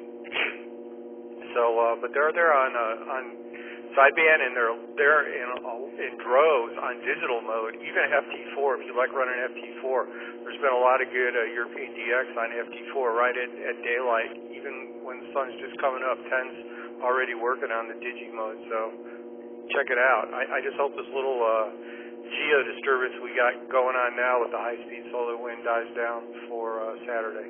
Back to net. Good man. We'll be keep your eye on Discord, because like I say, Jason and I will be out doing Parks on the Air as well. So maybe we'll catch you on the band, sure would like to make contact with you from up there in Southland or River State Park. All right, guys, don't forget that I'm in the middle of regular check-ins, and I will make another call for check-ins here at the end of the list. I'm about halfway through my list. This is the N5OAK Thursday Night Net. My name's Ray, call sign K5BZI. I'm located in South Austin, Texas, and I'm your net controller tonight. And we're going to move on down to Sky, November 5 Lima X-Ray, and see what Sky's got for us this week. Hey, buddy, what's going on? Hey, Ray, this is N5LX. Well, first of all, thanks to Bill for the info on polarization. That's really good stuff, and you too, Ray. It's interesting, and I appreciate learning from you guys. Also, hi to everybody out there. Let's see, steak. I actually, if I were to have one tomorrow, it would be a medium sirloin, because I think it's a little leaner than a ribeye. I actually prefer the flavor of ribeye, but I'm trying to reduce the fat content in my diet. And unfortunately, really good ribeyes are like 50% fat, I think, which is probably why they taste so amazing. But anyway, let's see, what am I up to? The latest project, I've got all these unfinished projects, and so I decided, well, I'll just start another one. The one that I'm working on yesterday and today is I just got a little mini PC, which is really cool. It's a Minix. It's pretty cheap. I think it's like made in Hong Kong. I ordered one with Windows 10, but it came with Windows 11, so I'm kind of learning my way around Windows 11. It's not too bad. Anyway, I'm using it from my Mac. I'm using Remote Desktop. And I can, of course, I can just switch my video monitor if I want to go straight into it. But anyway, I'm in the process of populating it with a bunch of ham software. It's pretty much going to be ham, radio, and electronic stuff. It's a pretty good little computer. I mean, it's got an Intel processor and everything. So I'm having fun with that. The first thing I think I'm going to give a try as soon as I'm going to have to get a couple of USB cables. I'm short one. But I think the first thing I'm going to try with my 7300 is the Win4iCom. They have a trial version. I'm going to give that a try and see if I like it. But, you know, it's going to be fun. I'll have WSJTX on there and Grid Tracker and FLDigi and a bunch of cool stuff. And that's kind of my latest project. But thanks, Ray, for hosting the net. And this is N5LX. You know, there's nothing wrong with the sirloin, but you got to be careful when you cook them because you can overdo them real quick. My wife is from Mexico City, and she loves her super thin meat, man. Cecina. It's like paper thin, dude. It's like even thinner than like, you know, fajita meat. And so yesterday when she was on her way home from work, and she's like, "What do you want for dinner?" And I'm like, "I want a steak, man. Give me a T-bone." She's like, "All right." She comes home with a big, thick T-bone for me and a super thin cecina for her. Her dinner was done in like 2 seconds. But all good. Congratulations on the new machine there, buddy. And don't forget to put MMSS TV on there. Because, like I say, with just a regular 2-meter vertical, you can get those SSTV images from the ISS.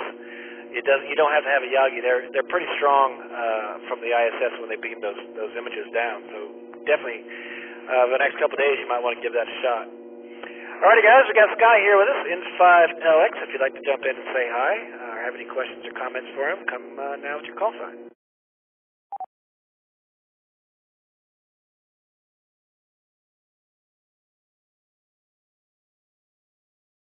Don't forget, by the way, guys, that you can join us on Discord on the Thursday Night Net channel. And we've got actually Sean from way out in Smithville has joined us on the video channel as well. So come jump on in here and join us. That picture of John Candy with that giant steak in front of him, just, someone said, I think Rusty said, I miss John Candy, and so do I, man. Can you imagine if that dude was still around making comedies? What a class act. All right, well, Sky, thanks for joining us, man. We love having you on the net, and appreciate everything you do with the fox hunting and everything. And you have yourself a great weekend. Next on my list is Sean. Let's see, no, I went to Sean already, and then Steve is next. KI5UKF is next on my list. Hello, Steve. Thanks for Thanks for all you do in the nets as well, and looking forward to your next net control gig. Tell us what your week's been like. Hey, Ray. Thanks for running the net. This is KF5UKF. I just put myself on the calendar for next week, so I'll cover next week. Do the first week in November. The week has been just pretty crappy work week and some really kind of crappy stuff happening at work. So just ready for the weekend. Ready for Sunday. We're going to see a big 40-degree drop from somewhere in the 80s to somewhere in the 40s, and then going south of there in the rest of the week. Looking forward to a few weeks from now when I head back out to Junction.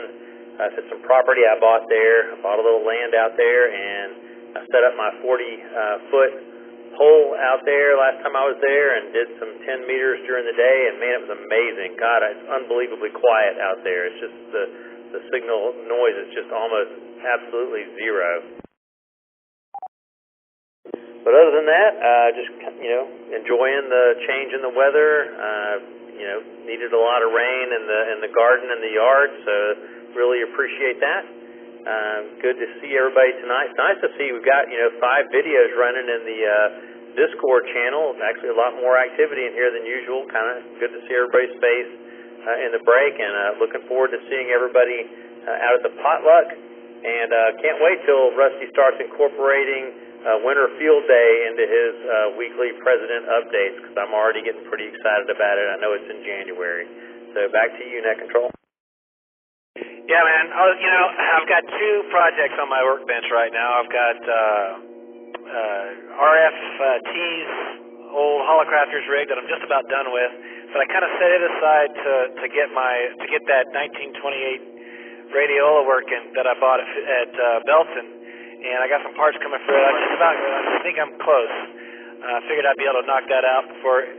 Mike wanted his radio back before Thanksgiving, so I think I can get it done. But I know that on my list is I got to pull the old military radios and put them in the garage and get them tuned up for field day. I'm getting there, man, and I figure I still got some time. So, yeah, I'm looking forward to it. Going to do the same thing I did last year and do a tent with the Army radios in there, and it'll be awesome. So, yeah, you know what? You said field day, and you get me all fired up because I love field day. All right, man. But yeah, I wanted to mention, isn't it awesome when you get out and there's no noise floor? It's like, I can't wait for this weekend when we do our Parks on the Air activation. I think it's going to be pretty sweet. But the one thing you left out, man, how you like your steak, buddy? Let us know. Yeah, I like the T-bone. I like to get a twofer, two different steaks in one shot, and definitely on the medium rare to rare side. Right on, right on. Yeah, man, I like a little blood on my plate, too. All righty, guys. Steve's here, KI5UKF. If you want to jump in and say hi to him, come down with your call.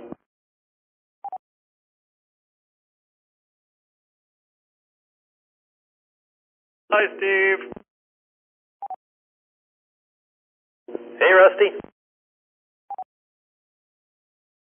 Almost long enough for me to change records. Anybody else? All right, I guess I'll have to do it while I'm talking. All right, well, thank you, Steve, for jumping in there, man, and thanks for signing up for next week's net. We will definitely look forward to having you. There. All right, next on the list is my good old nephew out there in Fort Cavazos, Kilo India 5 YLS, Yellow Liver Spots. How you been, Cody? What's new? What's going on, everybody? It's KF5YLS Cody. Not a lot's been going on. Just been kind of taking the week to relax, kind of chill, not do a whole lot. Let's see, what's going on with me? I'm no longer officially a Chipotle restaurant employee. As some of y'all know, I was a dishwasher, and I am not no more. How do I like my steak? Well, I'm gonna be a rebel in this conversation. I am gonna say that I don't eat steak a lot, but when I do, I eat it medium rare. What I will say is, I will put the steak aside if you give me a whole rack of some meaty, juicy ribs. I am all about the ribs. Give me the ribs. So let me reset real quick.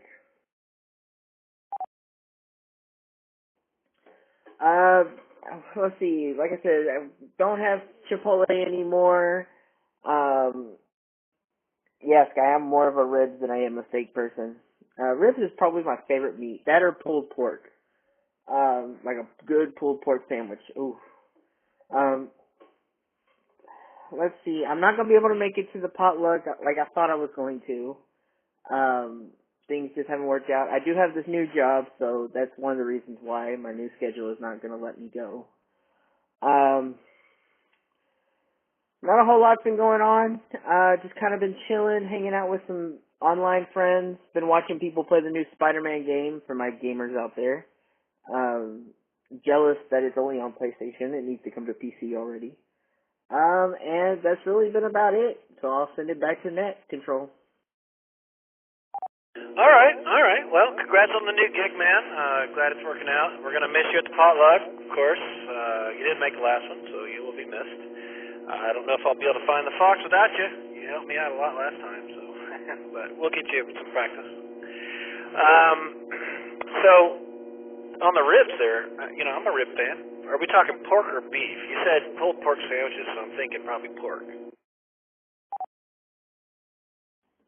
There's only one correct answer, and that's pork. Duh. Yeah, beef ribs are kind of overrated, right? I mean, there's not a whole lot of meat on that bone, man. So I'm with you, dude. I'm with you. I tell you what, man, I smoke some pork ribs like you would never believe on my smoker there. I make them good, and I haven't done that in a while. I should probably do that. But yeah, you can't go wrong with some baby backs. Right on, man. Well, thanks for jumping in there. And oh, by the way, yeah, so Spider-Man game, that's cool. That sounds pretty awesome.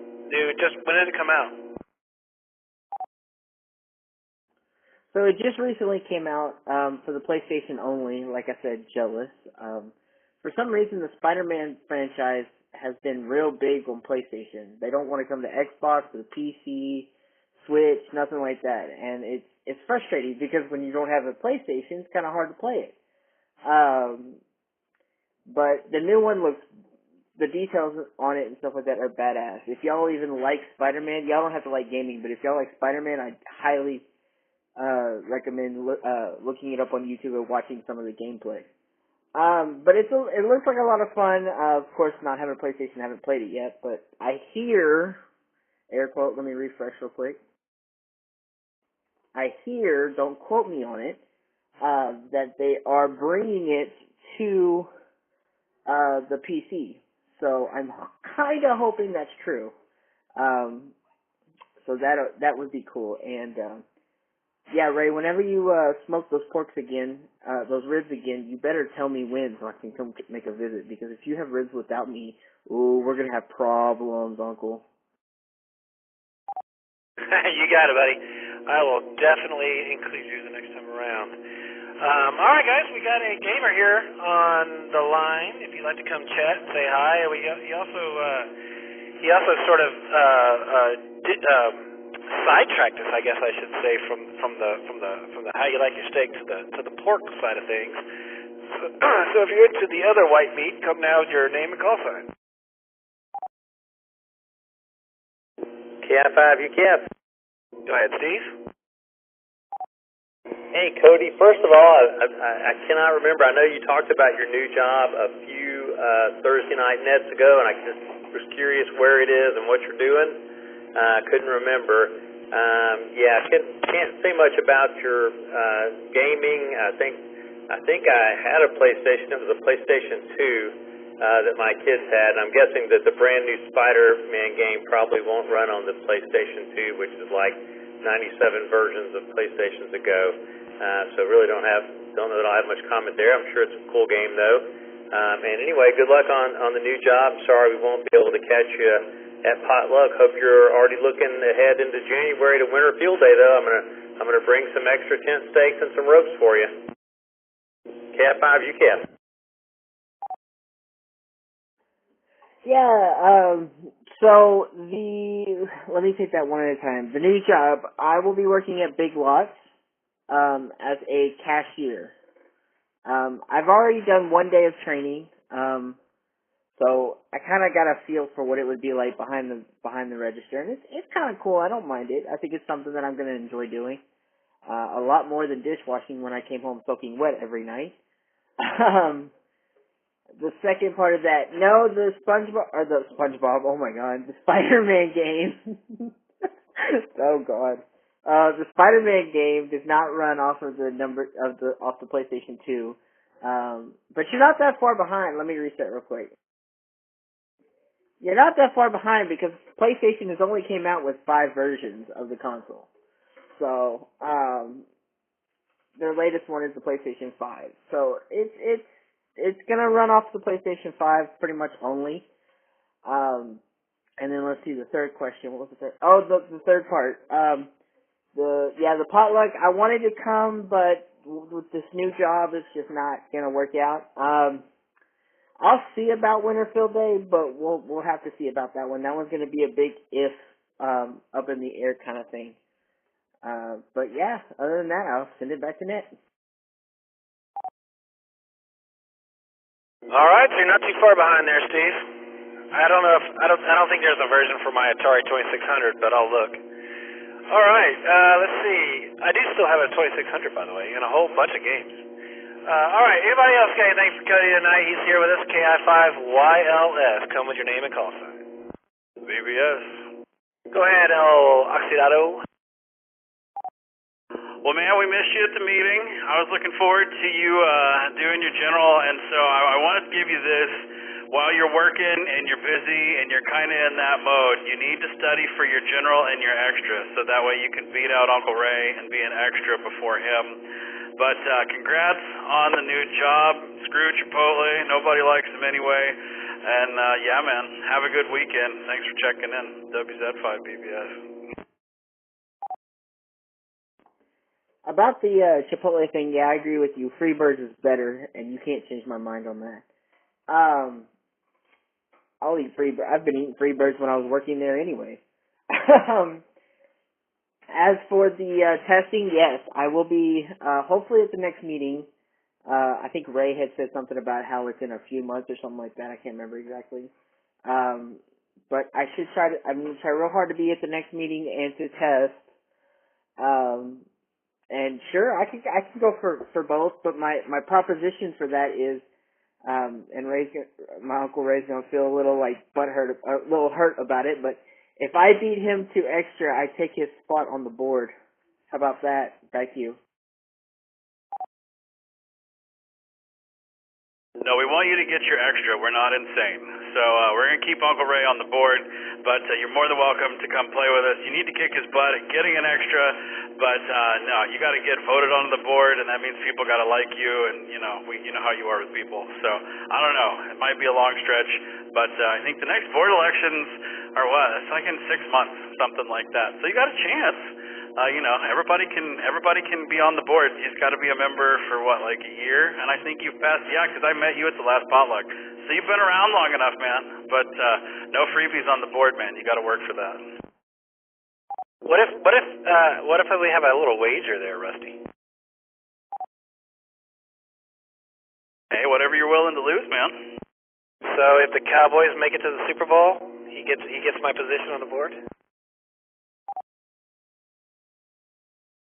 I'll make that deal with you all day long. Me too.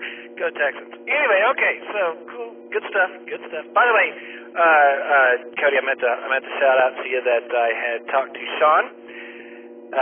Not Sean, Philip. I'm looking at Sean on TV right now. To Philip, and he's got your entry fee, and he's holding it for the next time around. So you're good there, buddy. All right, I'm talking about for the test. Okay, anybody else have anything for Yellow Liver Spots before I let him go?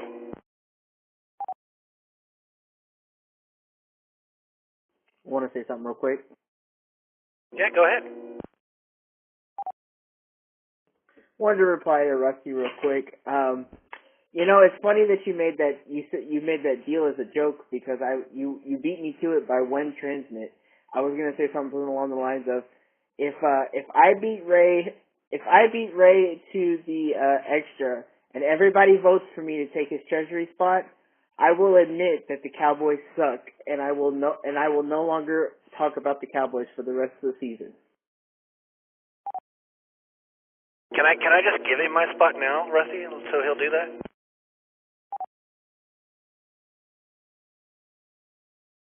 I'd hire him right now. All right. I think Rusty's probably spit his beer out laughing too hard. All right. Yeah, all right. All right. Thank you, Cody, for checking in. This brings us back on the rails. Appreciate you checking in, man. Have a good time out there in Fort Cavazos. Give Mom a big hug for me, and we'll check you next time around. All right. And last but definitely not least, on my first round of regular check-ins, don't forget, guys, I will do another call for check-ins after we talk to Matt. KJ5 Delta Alpha Bravo. What's new in your world, man? How are you? And how do you like your steak cooked? 5 Delta Alpha Bravo. Thank you. Brand new ham just this week. Got my call sign on Tuesday, and I appreciate the participation in the net. I like my steak medium rare. I'm an egghead, so definitely love it on the big green egg. Ooh, you're one of those guys. Yeah, man, those things are awesome. You know, a quick story. A cousin of mine bought one of those, and his dad had one, and so he felt that he had to buy one, so he bought one.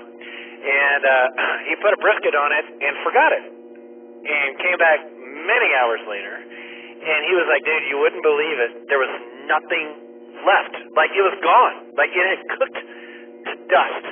It's incredible. So I've never done that, but I'm a barrel smoker kind of guy. I'm old school. I like to play with my fire all night. But that's kind of my deal. So right on, dude. So tell us about the egg. What's the best thing you've cooked on it? Pretty much everything, but going back to the pulled pork conversation, definitely pulled pork's the way to go. But we've done beef ribs, we've done pork ribs. Doesn't matter if it's hot and fast or low and slow. It's a really good way to go. Yeah, Roger, man. I love it. There's a lot of pork fans on the net tonight. We talk about steak. It's funny where it goes. Cool, man. Well, congratulations on the ticket. Love to have you on our nets, and I'm proud to be your first net. I'm proud to be the controller for your first check-in. I really appreciate that. What part of town are you located in, and where'd you pass your test at?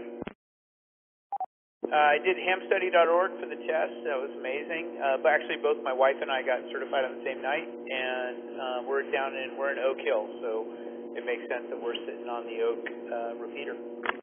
Oh, right on. Okay. Well, you should definitely get the YL on if she's so inclined. But also, you should join us on Tuesday nights for FM 2-meter Simplex. We do a Simplex net every Tuesday night. We call it Southside Simplex. It's on 146.555. They look like S's, Southside Simplex. 146.555. It's FM 2 meters. And the more power you got, the better, but we'll definitely be able to hear you if you're down there in Oak Hill. So if you're so inclined at 8 p.m. on Tuesday, we'd love to have you, man. That's fantastic. I have a lot of Simplex questions, so that'll be perfect for us. Thank you. Yeah, you bet. All right, guys, we got a new ham with us tonight. KJ5DAB is here. DAB. All right, I don't know. I'll give it some thought. Anybody want to come say hi to Matthew while we got him? CBS 5SMO. All right, Bill, stand by. Rusty beats you to the punch. Go ahead, Rusty. Welcome to the club, Matthew. Dude, Ray, it would have been perfect. Drink another beer. KJ5, drink another beer. Welcome to the club, and thanks for checking in, man, and hope to see you on the repeater and around the Discord, man. Welcome to the hobby. Jay, thank you so much. I appreciate it. And now I have a new acronym. I appreciate that, too. It's so obvious, Rusty. So obvious. My gosh, well, how did I miss it? Drink all the beer. I like it. Anything else, Rusty? That's it, man.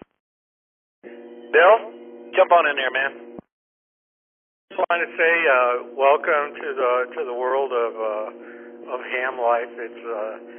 It's not just a hobby. It goes way beyond that. And Rusty's was way better than mine. I'm not even going to say what mine was. So yeah, congratulations and welcome to the N50AK. Hope to hear you on here again. N5SMO. Thanks for the warm regards and the welcome. The whole community's been amazing and totally welcoming to both of us, so thank you all for that. All right, Matt, you got to tell us what your XYL's call sign is. She's same as mine. She's just drinking another keg. I know, and I was wondering how close they were. So DAK, right on, drink another keg. I love it. Well, we're gonna do another round of check-ins, man. If you can stir her up, we'd love to have her check in. I would be honored to have both of you guys as first check-ins of the net. All right, anybody else got anything for Matthew? First timer here tonight, guys. KJ5DAB's with us. PZN. All right, I got YLS and PZN and PZN beats to it there, Cody. Hang tight. Go ahead, Ernesto. Hey, Matthew, just wanted to congratulate both of you guys on getting your license and welcome both of you guys to the club at Ham Radio. It's a really fun hobby, and I've been ham for a couple of years, and I've been having a lot of fun and meeting really cool people. So it's a really fun group of people here. It's a great community in Austin, Texas, and you guys will have a blast for sure. KI5 PZN, back to net.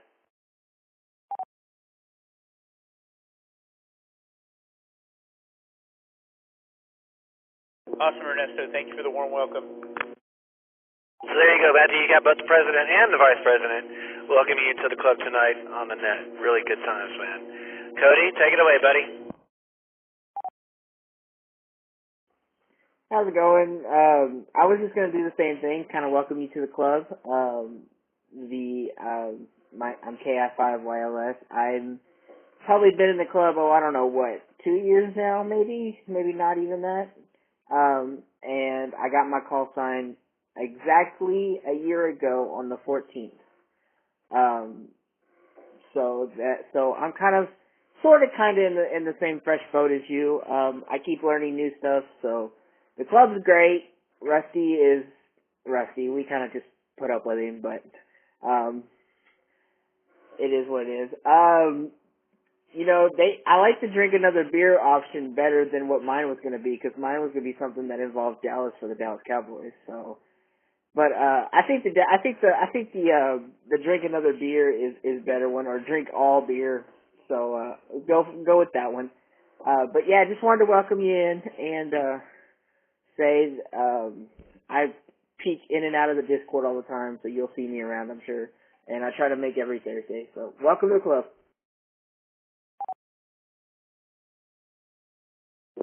Thanks a lot, Cody. I appreciate that. And like I said, the whole club's been really welcoming, so we're excited to be here. Thanks. Yeah, drink another beer is always better than Dallas always blows. I think that's what he was thinking of. But anyway, okay. I got some laughs on the Discord there. Matty, if you haven't joined us on Discord already, man, you definitely should do so. Big purple button at the bottom of any page on the website, n50ak.org. You will definitely not regret joining us on Discord. There's so much information there, man, and it's a good place to hang, especially on Thursday nights when we're on the air. We got a back channel going. It's pretty cool. All right, one more call, guys. Anybody else want to jump in here and say hi to the new ham? W5LUL. Hey, this is Holly, and I just wanted to say hi and welcome to the club. My husband and I got our licenses together almost 2 years ago, and he was KI5STT and I was STS, but then I got a vanity call sign. But anyway, I would love to hear your wife check in. Back to you. My wife is super shy, and she's sitting here listening to everybody talking, and she's smiling and laughing and shaking her head. No, she's not ready to check in. So maybe next Thursday I'll get her to do that. Okay, well, don't get too big of a case of mic fright. Just say hello. W5LUL. All right, well. Much, and she's smiling and laughing, and I think I'll be able to get her on next Thursday night.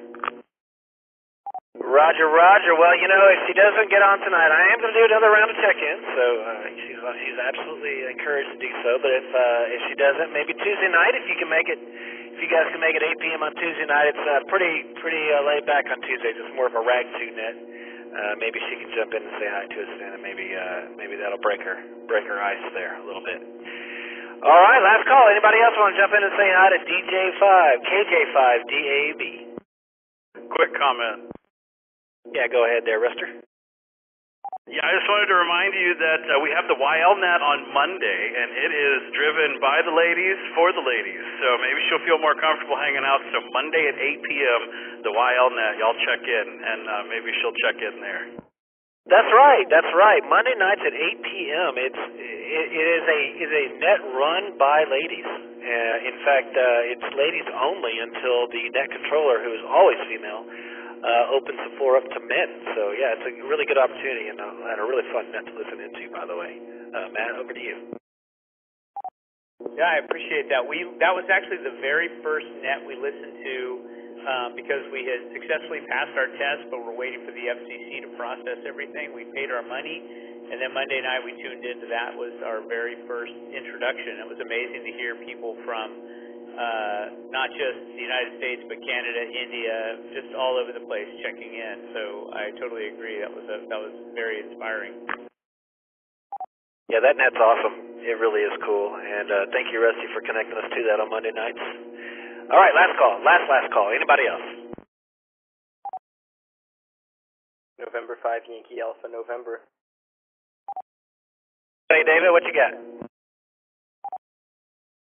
I just wanted to say congratulations on getting your license. I got back just now from the UT Austin Amateur Radio Club meeting, so I didn't catch all the context, but I heard you were recently licensed, and I wanted to say congratulations, and it's really good that you found the Oak Hill Club, because there are a lot of unsupportive amateur radio clubs out there, but the Oak Hill people are always very kind, well, except for Rusty, but, you know, on the whole, they're all very nice, and I wish you the best of luck, in this whole hobby of learning. N5YAN back to net. You're picking up on a theme here.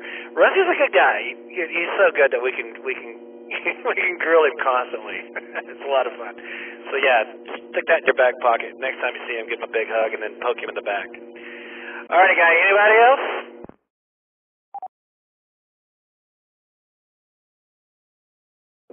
We really appreciate you checking in there, Matt. Is it Matt or Matthew?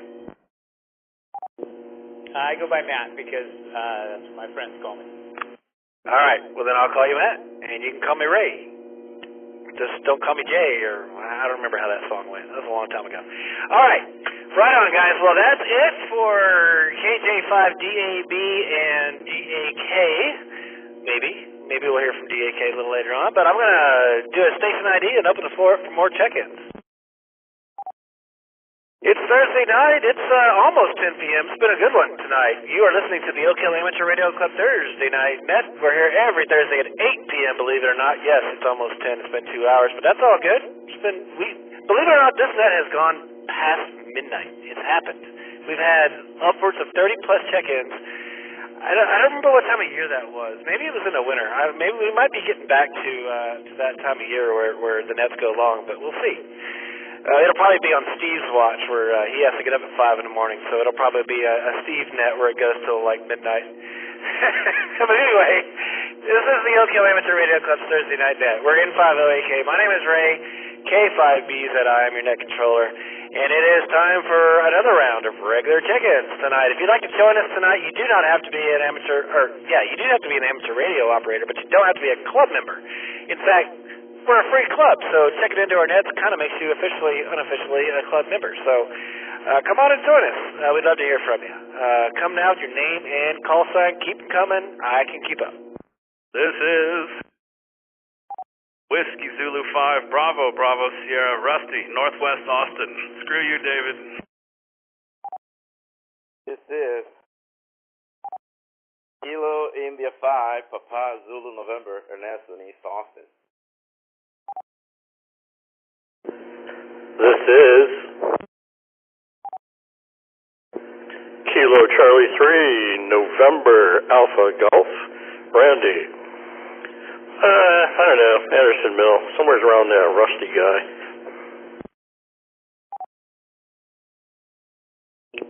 This is?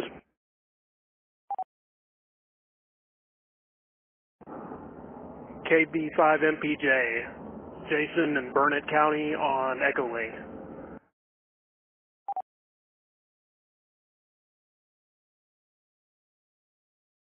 This is W5LUL, Holly and Buda. This is KM4JKQ, Jim, visiting from Hickory, North Carolina.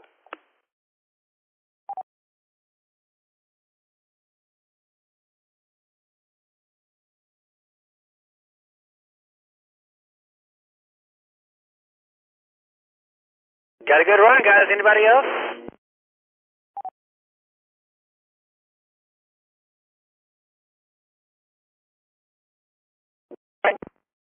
Well, I am going to do some more picking and choosing here, guys, because we got some echo guys, and I'm going to start off with the last one I checked in, KM4 Juliet Kilo Queen, KM4JKQ. That's James out in Hickory, North Carolina. Hey, man, you sounding good? Coming in, I guess, on Echo Link. What's new in your part of the woods there, man? I'm actually in Cedar Park right now, or Leander. Visiting my daughters, so just came to town, but I'm a member of the club in Hickory, but visiting here. Okay, right on, dude. Well, tell us about your trip. And the theme, by the way, tonight is how do you like your steak cooked? And I'm really curious for your answer from North Carolina. Let's see how you like it, man. Tell us. Medium rare. How I like my steak cooked. Lived in South Austin for 10 years ago, and like I said, two of my daughters live up here in Cedar Park, so just came back to visit some grandchildren and hang out, watch some marching band stuff. That's where we were at tonight. Oh, right on, man. That's awesome. I was in the marching band myself, so I was a tuba player. So maybe there's a tuba player in the family, not sure, but I like your medium rare. That's a good thing. And glad to have you joining our ad tonight. Really appreciate it. Are you coming in on an HT, or you got the family there with you? And if so, I say hi. I'm just on a handheld and just by myself right now. All right, man. Well, appreciate you jumping in there. Thanks for joining us tonight. We do this night every Thursday night, and you're always welcome via Echo if you like from back in North Carolina. And glad you made it in. Let's see if anyone's got anything for you guys. We got James here. He's visiting Austin from Hickory, North Carolina. If you'd like to jump in and say hi to Kilo Mike 4 Juliet King Queen. Come now with your name and call. November 5, Alpha November. David beat you to it there, Steve. Stand by. And I realized Kilo Mike 4 Jack King Queen. Man, this guy's like a full house. Go ahead, David. Hey, you said you lived in Austin for, I think it was 10 years. I'm curious, do you prefer the weather in North Carolina? I know some people grew up in Texas and they end up missing the weather. So I'm curious what your thoughts are on that, because I personally visited North Carolina once, and I really, really enjoyed the weather. So I'm curious what you think. N5YAN, back to you. Oh, I do not miss the weather here. I love the weather in North Carolina compared to this. Okay, you and me both. I'm hoping to move far away where the wind blows cold.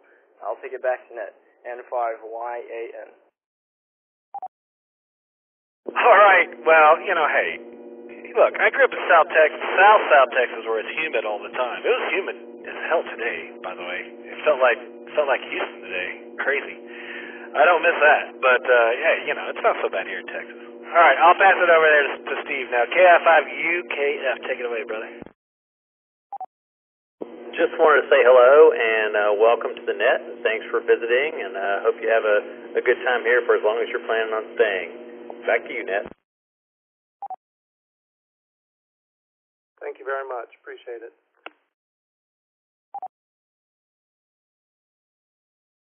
All right, we had a couple jump in there really quick, guys. We got James here from Hickory, North Carolina, KM4 Jack King Queen. If you'd like to come and say hi to him, come now's your call. Cat 5 YLF. Go ahead, Cody. It's funny you said that, Ray, because I was just about to say the end of your call sign makes me think of poker, Jack King Queen. Makes me think of playing poker.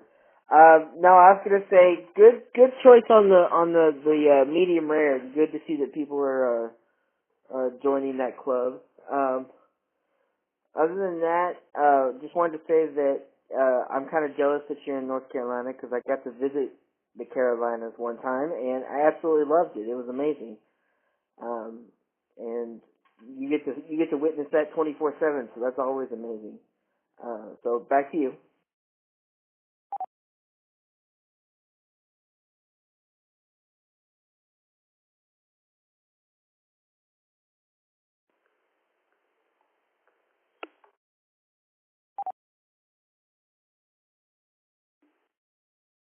Yeah, thanks. It is great to be there, but it's great to be here. Love the barbecue here in Texas. We had some tonight. Right on. All right, hope you had a mustard-based sauce because those are the best. Like the spicy sauce from Salt Lick is my favorite. Anybody else got anything for James before we let him go tonight? Hey, 5OS. Yeah, go ahead, Justin. What you got? Hey, good evening and welcome to Texas, James. So I am curious about something. You know, you're obviously in Carolina, which is good. And in Texas, you know, we're known for our beef barbecue here, but over in Carolina, y'all, you know, I'm from Virginia, so we both grew up on similar barbecue taste, but what is your impression of Texas pulled pork versus Carolina pulled pork and having slaw on a barbecue pork sandwich? Over.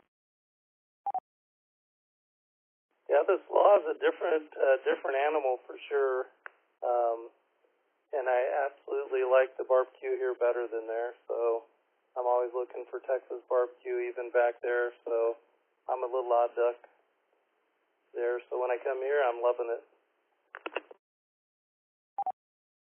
Roger that. I'm diverse in my barbecue snobbery. I like my brisket here and my pulled pork from there. So anyway, welcome to Texas. Glad to have you back. Can I ask what part of Carolina are you from? I'm just north of Charlotte, a little town called Hickory. Lived here in South Austin back in the late 80s, early 90s. Roger. Okay, very good. Well, hey, again, welcome. This is AI5OS.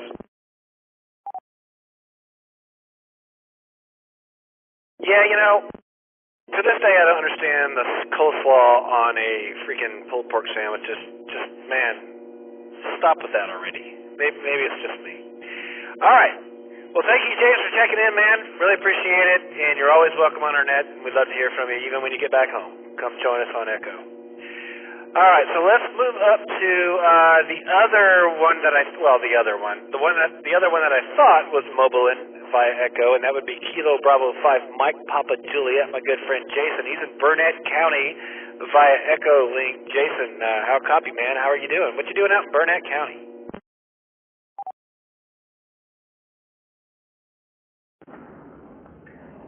KB5MPJ. Hey, Ray, thanks for doing the net. So I'm up here because I had work to do in Brownwood, and I'm on my way home. So I'm about 20 miles from Leander now.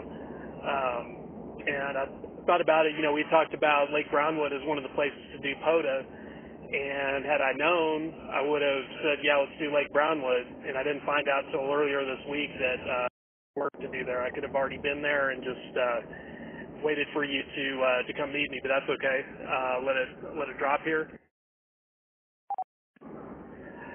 So anyway, I'm on my way home, and as far as how I like my steak, I like a ribeye medium rare, and I usually sear it on a hot grill. I've got a gas grill with a extra burner that you can get it extra hot, to sear steaks, and I'll usually do it that way, and just can't beat a medium rare ribeye steak. So yeah, that's what I'm up to. Back to next control. And another vote for the Ribeye Club tonight. Right on. And I like your medium rare. I like that. You and I have a lot in common. It never ends.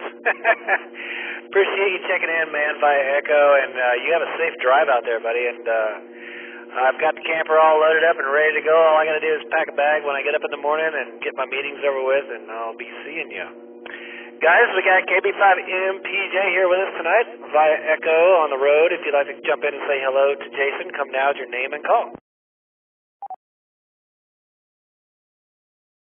VBS. Go ahead, Rusty. Hey, Jason, just want to say safe travels on the way home, and hopefully we'll get y'all on the Parks on the Air, man.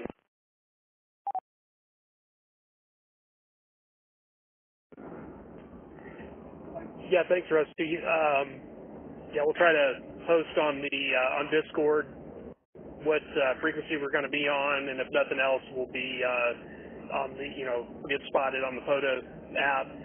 But yeah, we'll look forward to talking to anybody that would like to reach us. We'll be at Southland River State Park tomorrow through Sunday. So watch for me, KB5MPJ, and Ray, K5BZI. For Parks on the Air. This is KB5MPJ, back to net.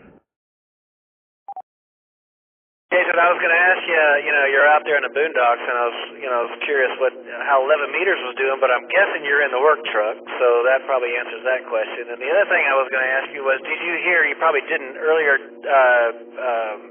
George checked in and informed us all that this weekend is in fact the CQDX sideband contest, so we're going to have some busy bands this weekend. It ought to be fun, huh?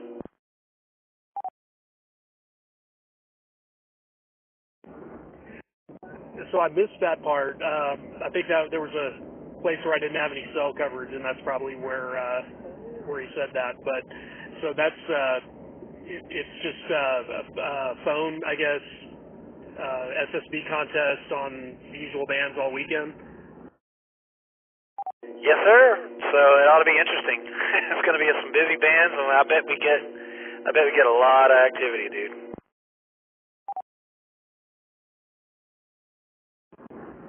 Yeah, we may have trouble finding an open space if it's a big contest weekend, but we'll be able to.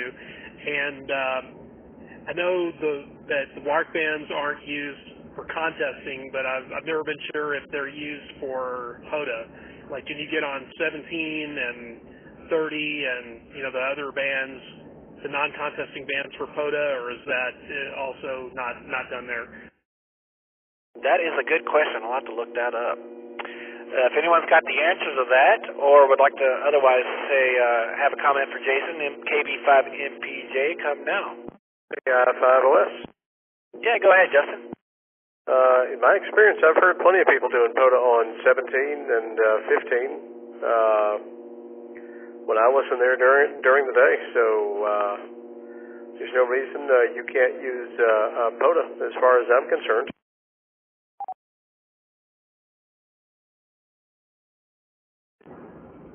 Okay, well that's an option if the other bands are too crowded with the contest. But I've heard POTA coexisting with contests plenty of times, so sure we'll find room.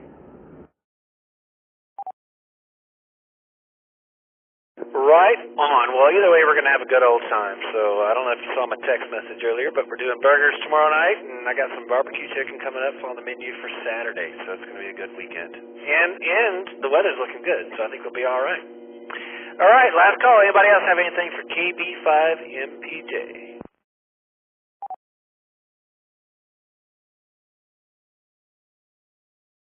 Jason, have a good, safe trip home, man, and we'll see you tomorrow in the early afternoon. Let's see. Going up the list now to the top is Rusty, WZ5BBS El Oxidado. Let's see. I think you're like a full-on like vegetarian, right, Rusty? Is that how you are?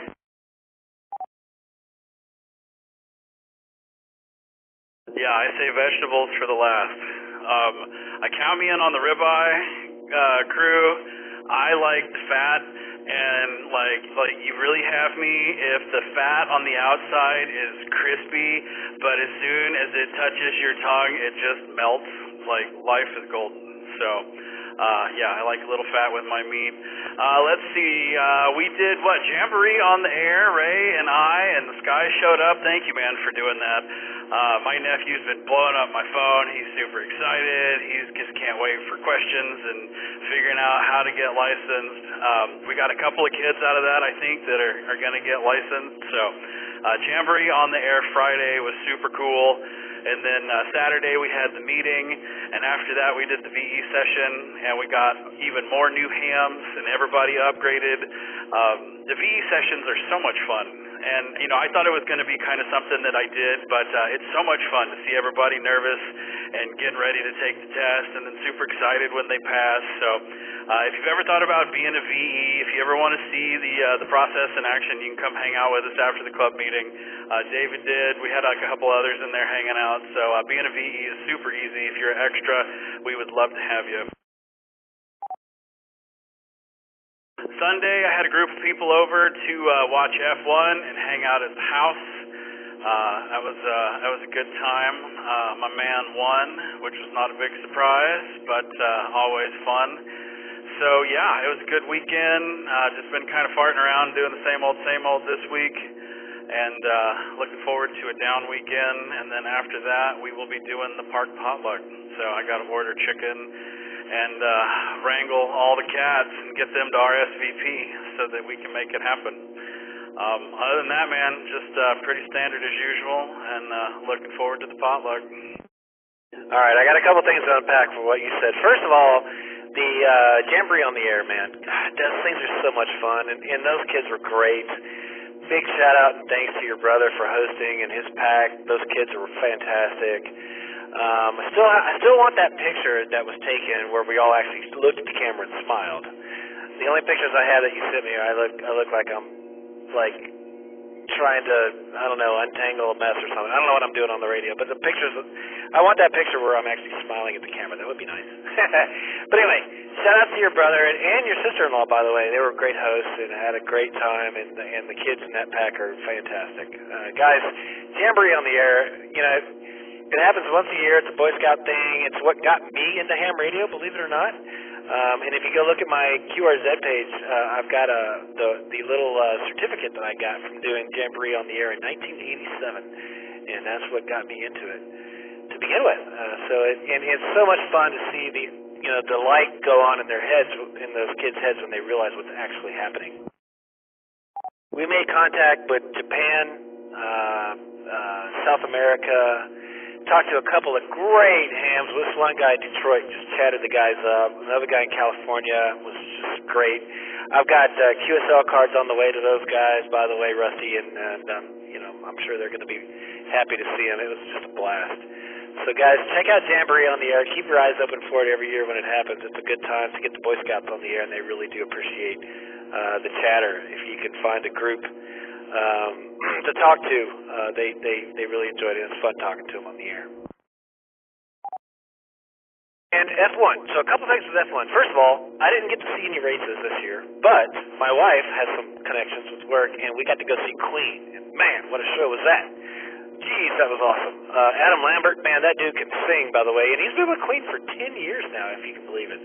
For those of you who don't know, Adam Lambert was an American Idol contestant, and during the final week of the American Idol competition, Queen came on and he sang with them, and he's been a regular with them ever since. So, really good show. If you missed it, man, it was awesome. I posted a couple little quick pictures or something, I think, on Discord, but anyway, pretty awesome. Rusty, I saw a TikTok earlier today where a guy claimed that those F1 cars are quote-unquote disposable. In other words, it turns out that if you know somebody in like the pits or whatever, that when the race is over, it's cheaper for them to sell you the car than it is to ship it back to wherever they're coming from. So apparently you could pick up an F1 car for pretty cheap when the races are over. Have you heard this?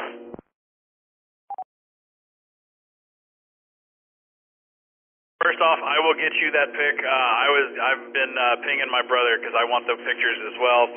No, I have never heard that, and I would have to call BS on that because they're shipping stuff all over. They're trying new things, and they only have so many power units and so many parts that they can use without getting penalized. And so I doubt anybody is going to want to spend a couple $1,000,000 on a car they can't drive anywhere either. So I don't know who told you that, but yeah, I've never heard that, and it sounds like a pipe dream to me. Well, being a car guy, man, if I could pick up an F1 car on the cheap, I don't know, man. You never know. I'll have to look into this, see if I can. Maybe I'll drive up to the next potluck in an F1 car. That'd be kind of cool. All right, guys, we got El Oxidado here with us. Rusty's with us. WZ5BBS is his call. If you'd like to come in here and say hi, come now with your name and call sign, please. KC3, NAG. Go ahead, Randy. Hey, Krusty. Yeah, what we need to get Ray is like one of those 1/24th scale F1s, like, trust me, those people are shipping those cars back.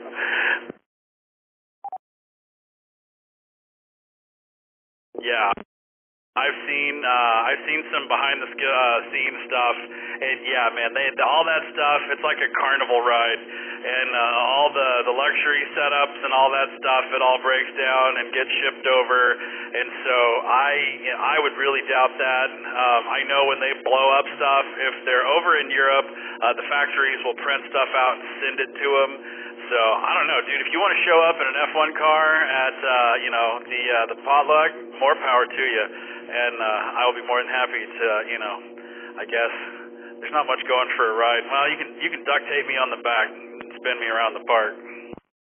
Well, you did actually verify one thing that I had heard, which was that those cars are hybrids, and I mentioned that during South by Simplex one night, and everybody called BS on me, but it's true, right? They're hybrids. Absolutely, they got batteries in there, and when they brake, they've got all the regenerative braking, and it'll charge the battery, and the battery gives it more boost. And so they have the regular engine in there, and if they need a little more to get around you or whatever they need, they can definitely deploy the battery and get a little more horsepower. I forget what it is, but with the battery and the DRS, man, they don't even need that for Max and the Red Bull car. But yeah, batteries and the DRS, man, it makes the world go round. Yeah, it makes the cars go around too. Pretty cool. Yeah, my wife works for Experian, and they get these packages for the sales folks, and they take clients out there, and so we get kind of the leftovers. And so I've never actually seen the race, but I've been there for some of the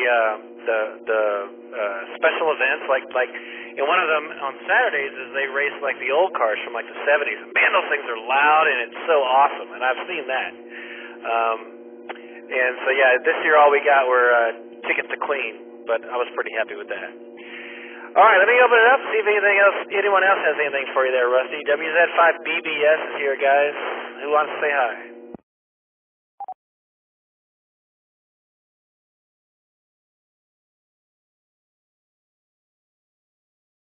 I guess they all said what they had to say to you at the meeting and on Discord. You've gotten plenty of kudos on there as well. So, all right, last call. Anybody else have anything for Rusty tonight? You got anything else you want to blab about there, buddy? No, sir. I'm done with all the blabbing for tonight, at least. So thanks for running the net, man. We'll holler at you later. WZ5BBS, back in that control. Thank goodness. Okay. Next on my list is Randy, KC3 NAG. Hey, Randy. What's been cooking this weekend, man? What you been up to? Oh, Ray, what a nice segue. What's been cooking? Come on, man. How do I like my steak? I don't know, medium rare. That's kind of like how thick it is, I guess, sort of, or maybe how warm it is. But one thing I used to mess with quite a bit is porterhouse. I mean, you can buy porterhouse like pretty cheap, and if you get like just a bunch of friends over, and you don't want to spend any money, I'm not mentioning any names here, but you can pick up porterhouse pretty cheap, and just like throw them on like some charcoal grill or even just like some wood coals or something, and they're pretty delicious. Back to you. So I'm not gonna lie, man. I was born and raised in Texas. I know what a T-bone is. I know what a filet is. I know what a brisket is, and I know what a ribeye is. But I don't know what a porterhouse is. Is this a Philadelphia thing? No, porterhouse is usually kind of like a thinner cut of like a T-bone. It's kind of like the same thing, but quite flavorful. And and of course, if you don't overcook it, it's pretty delicious. All right. Well, I'm gonna have to check this out, porterhouse. I've heard the name, but I honestly don't know if I've ever had that cut. All right. Well, let's see if anybody else has, guys. If you like a porterhouse. Oh, by the way, did you tell us how you like it cooked? Yeah, I think I said that about 3 times, Ray. Have another beer. Medium rare. Okay, all right, I'll let you get away with that. By the way, I'm out of beer. I'm moving to the harder stuff. Guys, I got Randy here. KC3NAZ is with us. If you'd like to jump in and say hi to him, come now with your name and call.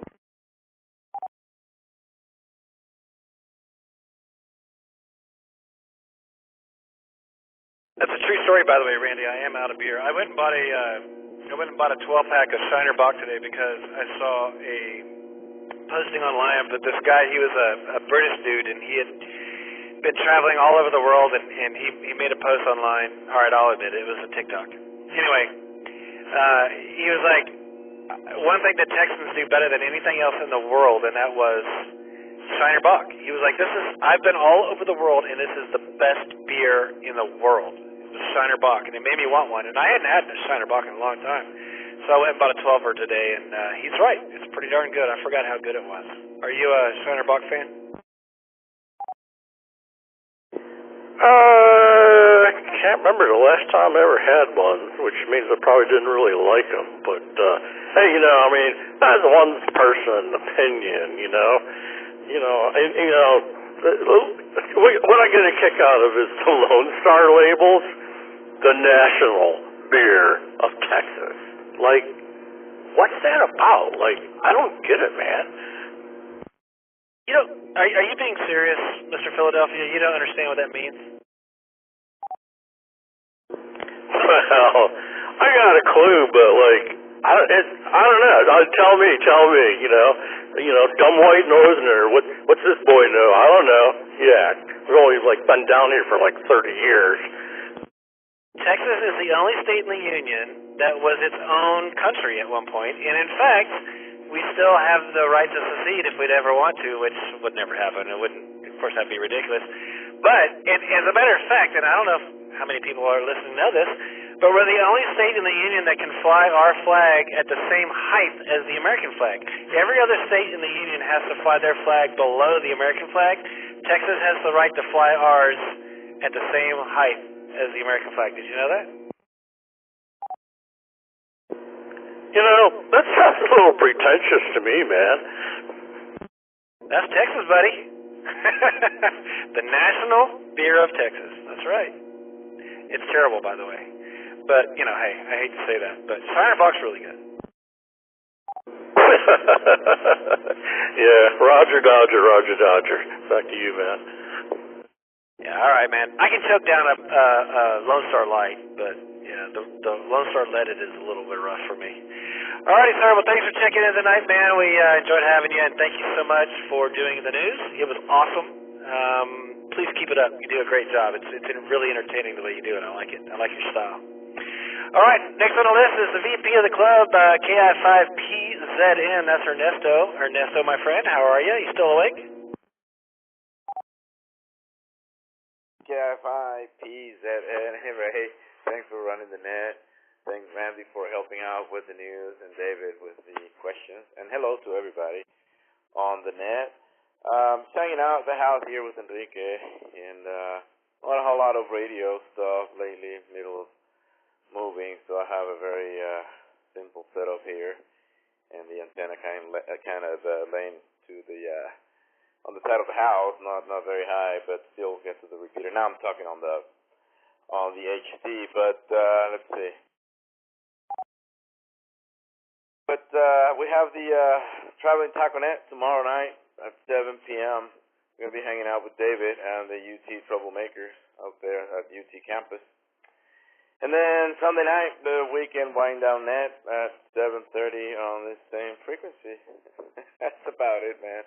Back to net control. This is KI5PZN. Alrighty, sir. Well, hello to Enrique and Maria as well. I'm sure she's in your side. Glad to have you checking in, man. And, yeah, good. We had a great meeting, and it was good to see you, dude. We don't get together often enough, and I hope you can make it out to the potluck. Let's see if anyone's got anything for you there, Ernesto. KI5PZN is with us, guys. If you'd like to jump in and say hi, come now with your call. This is David, November 5, Yankee Alpha, November. Go ahead, David. Ernesto, maybe you'd want to say this privately, but I'm curious, are you bringing about the same amount of tacos as there were at Rusty's place, or what's the plan? Because it's looking like we're probably going to have 5 to 7 UTARC members. I think the free food is bringing people out of the woodwork. So Young and I are going to the grocery store tomorrow. I'm going to pick up some chips. I'm not sure what else. Maybe some soda as well. Back to you, Ernesto. N5YAN. Well, yeah, shoot me a message and let me know how many people are going, and we'll figure something out, because right now my brain is half asleep anyway. Back to that.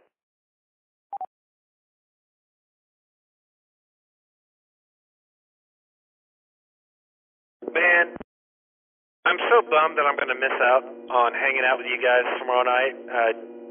I mean, I'm bummed, but I'm excited about doing a POTA with Jason. We're going to be on the road headed towards our POTA activation.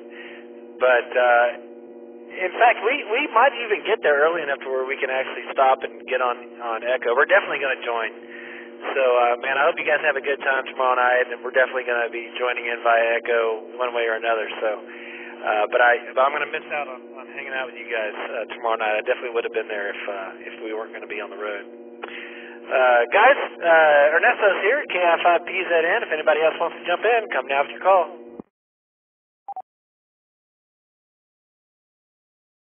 BBS.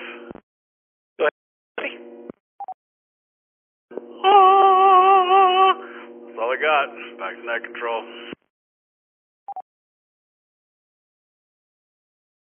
Are you sure you weren't at the Queen concert? Because that's pretty close, dude. All right. I like it, though. I like it. All right, anybody else?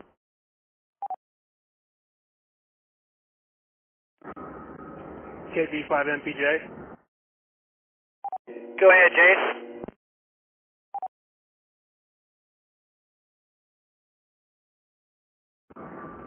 So, Ray, I was just going to say, if you still have that monster Yagi that we put up at Belton that one time, I wonder if we could get into the net from out there. I definitely have one, and if you like, I can go pick it up. We could try.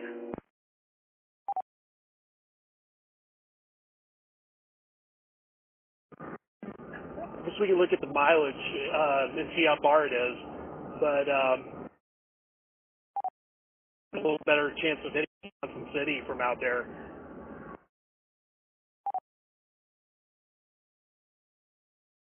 Okay. So, South Llano River State Park, I'm going to hit directions right now, and directions from my location, which would be my home. Yes, go. Do it. Where do I go? What's happening? 1 miles, dude. 139 miles. So I'd have to look at an elevation profile, but when we got in from Lake Somerville with that big Yagi, well, actually, we were only using my little Yagi at Lake Somerville, but that was like about half that distance. So I don't know, man. That'd be tough.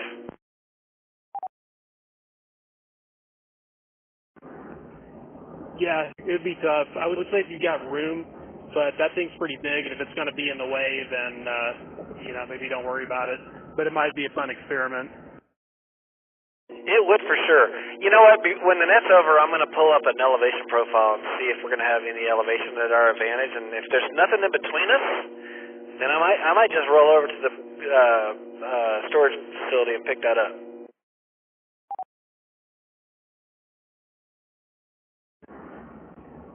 Yeah, it'd be worth the try. And if we can't hit any of the Oak Hill repeaters, we might be able to spin it around and hit something. Yeah, if nothing else, we could do parts on the air on 2 meters. See where we can get. That'll work. All right, man. Well, I'll check that out.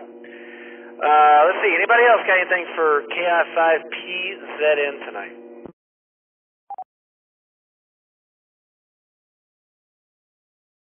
NAG. Take it away, Randall. Hey, Ernesto, my buddy, my pal, my friend. I wanted to get this in earlier, but didn't. I had such a wonderful time with you and Ray and Allie doing the Taco Net. Like, it was an absolute blast. There was a comment in Discord, and I did fail. We really should have had the video on, unless you don't. I mean, it's your show, man. But, I think that would add, like, a little excitement to it. But, it was totally cool. So I had a question. How often in a year can someone sign up for the Friday night Taco Net? Because, like, I'm ready to sign up for, like, February already because, hey, what a great season to eat tacos. Hey, Randy. Yeah, it was fun, man. I never think about videos or pictures or anything. I'm like the worst when it comes to those things. If you notice, I think Allie and Ray were the one who took pictures of the tacos, and then last time Rusty, I think, took pictures, or somebody else. I always forget. So, and then, I never put the video on when I'm running the net here at the house, because, I don't know, I feel like I have a really, really good face for radio. It's less distracting.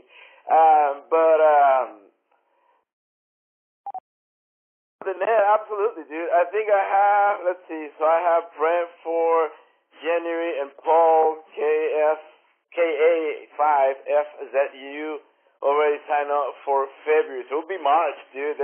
I can't believe that we're that far in the future. But yeah, dude, I would love to go again and hang out with you and run the net, either that one or any other net, just running at your place. Cause that was a fun experience. I had a great time, man. That was a lot of laughing that night. KI5PZN.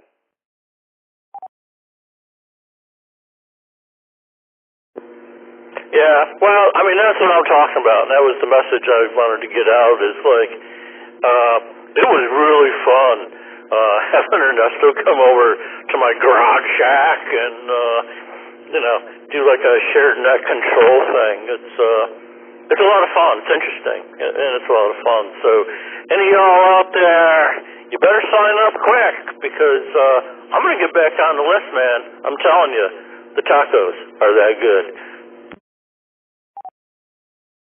Not only that, but Randy has done the news twice since that shared experience. And it's a great opportunity for you to be a co-net operator, Ernesto shows his ropes, gets you on the mic, and it's pretty cool. And it got Randy into it, and Randy's freaking just rocking the news, man. So thank you, Ernesto. Thank you, Randy, for for jumping in there. And we're really enjoying you doing the news, Randy. It's been great. So Yeah, big shout out to Ernesto for what he's doing with the Taco Net.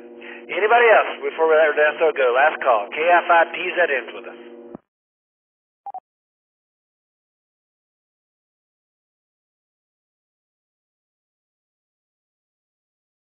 All right, the repeater just reminded me that I needed to make a station ID, and you're listening to the N5OAK Thursday Night Net. We are the Oak Hill Amateur Radio Club, and we're in the middle of our second round of regular check-ins. My name is Ray, call sign K5BZI. I'm your net controller tonight. And the next one on my list is Holly, Whiskey 5, Lima, Uniform Lima, Whiskey 5 LUL. Holly, how you doing, and what's Dave up to tonight? Hey, Rusty. Ray.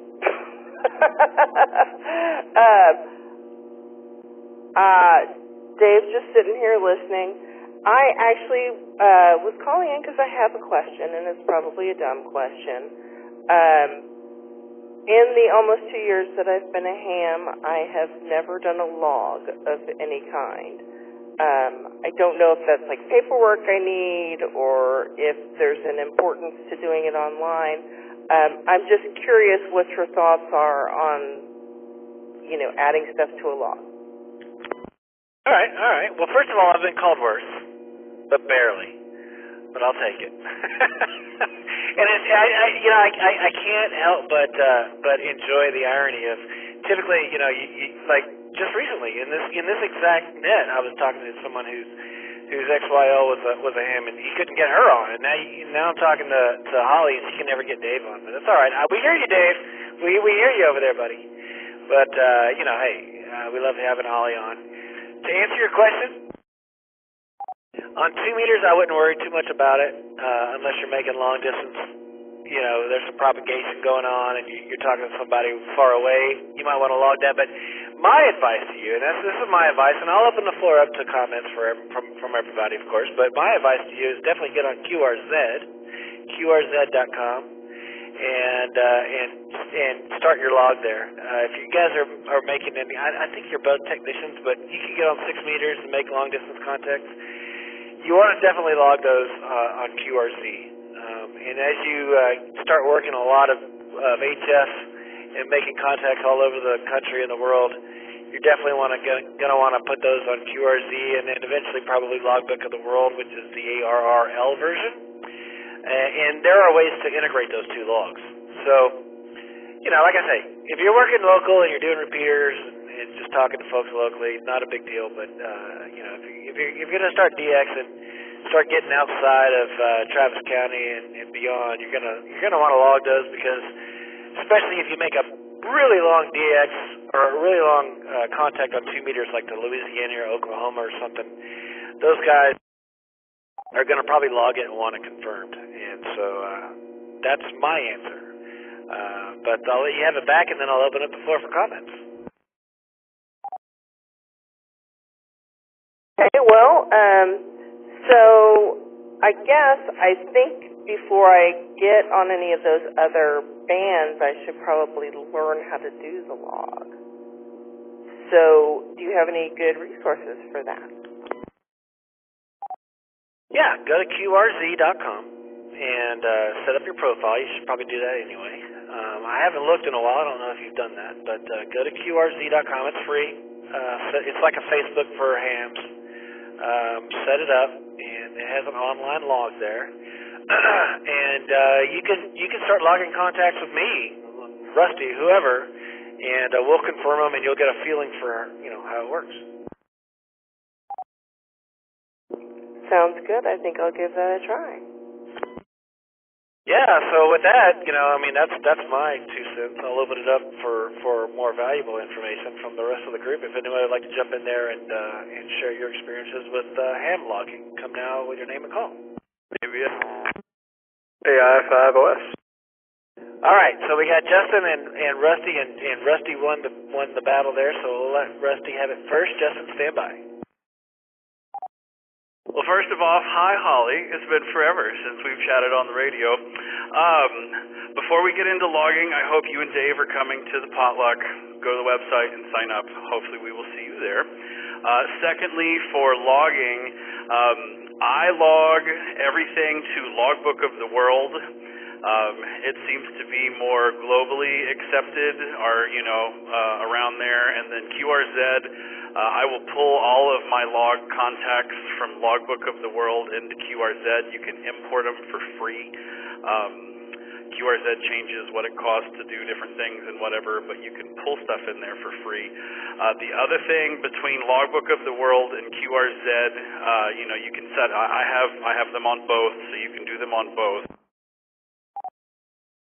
If you want to do digital, FT8 and all those kinds of things, it's kind of drony and automated, and so you're going to want to figure out something that your WSJTX, the clients that you use for the digital modes that are actually out there getting you the contacts, you're going to want to make sure that it knows how to magically put them in the logbook and do most of the work. You'll still have to hit OK and save it in the log, but it'll put that over there as well. And then also, the log program I use is in Linux. But I have it set up to where it will sit there and, like FT8 is every, 15 seconds, it cycles and there's call signs and it sees what's going on. And my log program will actually watch FT8 and it'll go, oh, that's a new country, or that's a new state, or you can have it, program it to help you look for things, to help you get more awards quicker. Definitely helped me. If you look at my log, I don't have a whole lot of logs, but I have a lot of awards, and I did that because my log program helped me. So hopefully that didn't just confuse the crud out of you, and let me know if you got any questions, but that's my advice. Thanks, Rusty. Dave's excited because he's a Linux guy. All right, perfect. Well, then in that case, write this down for him. This is what I use. It's called CQR log. CQR log. It runs on my Raspberry Pi, and it does anything and everything that you want to know. It will automatically put stuff into Logbook of the World. So yeah, go check that out, Dave, and that'll put you in one foot in the right direction.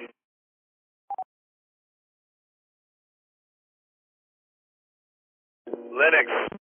1 foot forward, 2 steps back. But do what you gotta do, guys. I get you.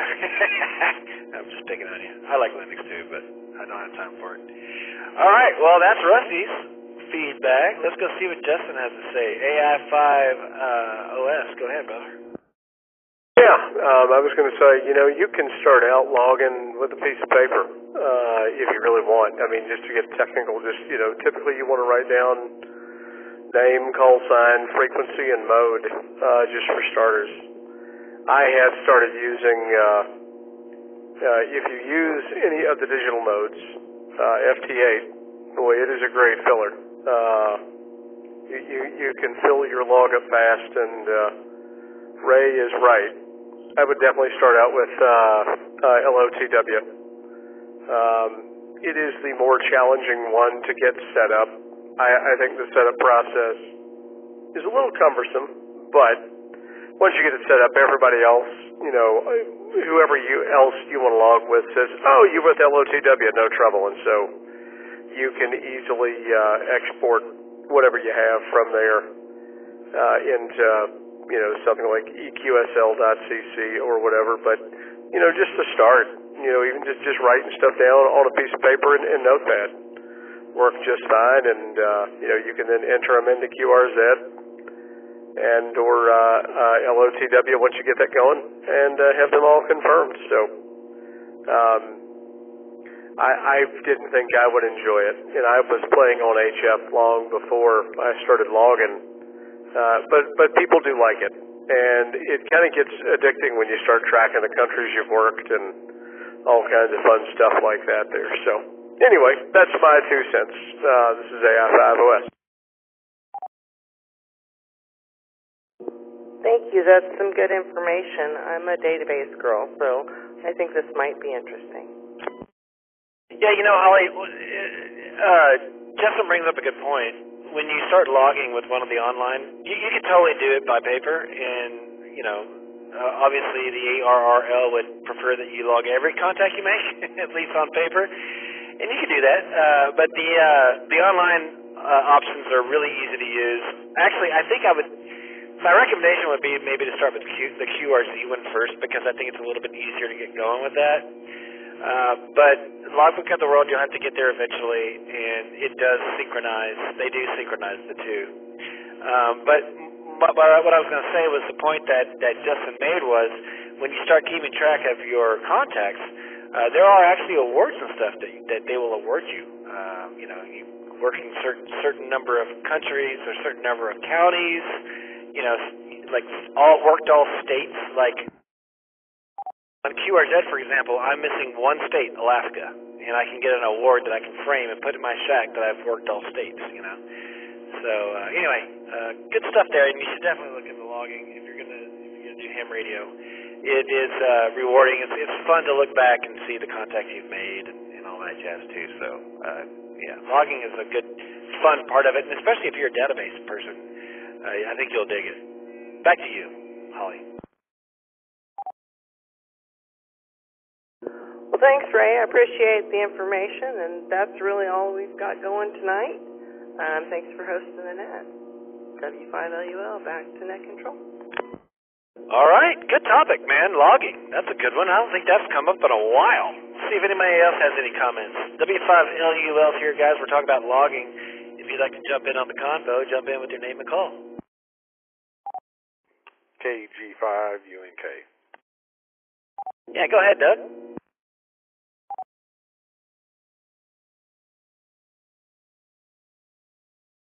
So I have to agree with Justin on the point that a piece of paper and a pencil can do a lot for your logging. And I do play in the contest on VHF contest that is run, three times a year. I do everything on paper and then later go back in and add it. There's some really easy to use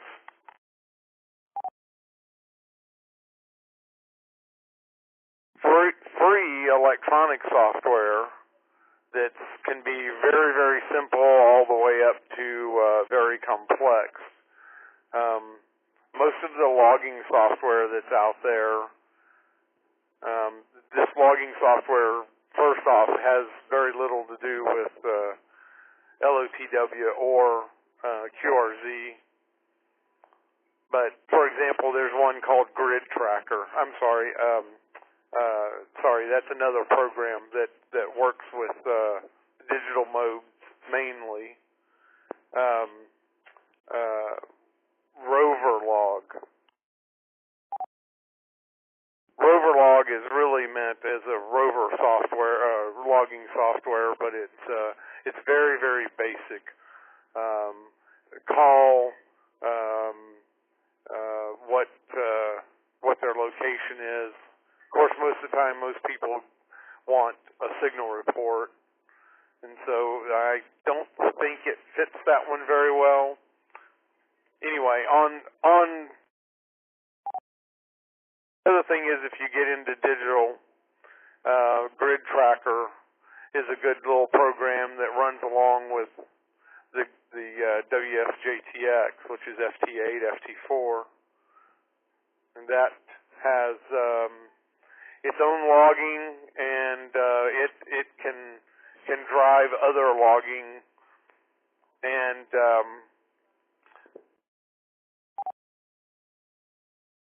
QRZ is probably the best, I think, just to start with as far as online logging goes. A lot of people use it, and I think it's personal preference on how you do it. But in the end, LOTW and QRZ are your best bets. Just remember, LOTW is free. It's a little complicated to get set up because of the way they kind of want you to do it. But QRZ's free, and it all can be tied together eventually if you use a certain logging software. KG5 UNK, hopefully that wasn't too long.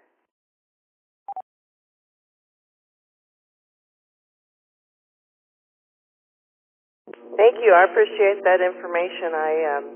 We haven't tried FT4 or FT8 or anything like that yet, so I don't think we have any digital logging capabilities. Well, all right. Well, good stuff there. Thank you, Doug. Anybody else got anything for W5LUL? Holly's with us. Anything else for her before we let her go? All right, Holly, I'm going to ask you something here. How well are you hearing me right now? This is AI5OS. Hi, AI5OS. I'm hearing you very well, but I don't know what number to give it. If you're hearing me well, is it a 5.9 being the best? I would say it's a 5.9, yeah. Alrighty, I'm going to go ahead and add, you're going to have your first log to contact confirmed on QRZ here in just a bit. Awesome, thank you, W5LUL. There you go, man. Got your first log contact on QRZ. Yeah, that's easy peasy, man. All you got to do is jump in there and accept it. That's great. Good call there, Justin. Anybody else? All right, well, thanks for checking in, Holly. Tell Dave hi for us, and get those logs going. I think QRZ, my personal opinion, is the easiest way to start off. All right, don't forget you're listening to the N5LAK Thursday Night Net. We're the Oak Hill Amateur Radio Club. My name's Ray, call sign K5BZI. I will do another round of check-ins just as soon as we check in with Steven, KI5KAT. Hey, man, you've been patient. We're running late tonight. You've been real patient. Appreciate it. How you doing tonight? What's going on in your world this week?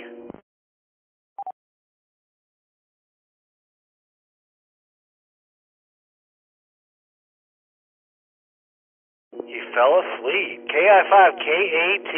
Still with us, man?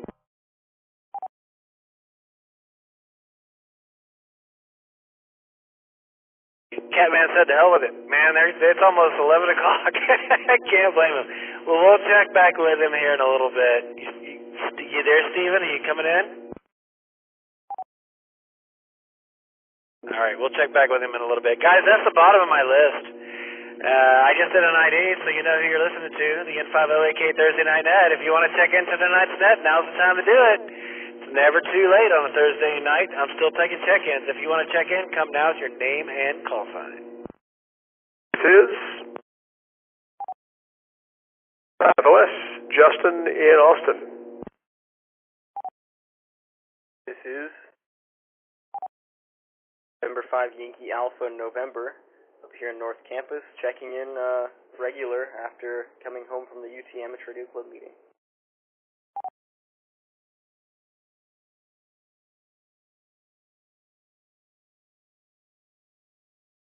All right, we got Justin and David with a recheck. Anybody else want to check in tonight? Come now with your name and call.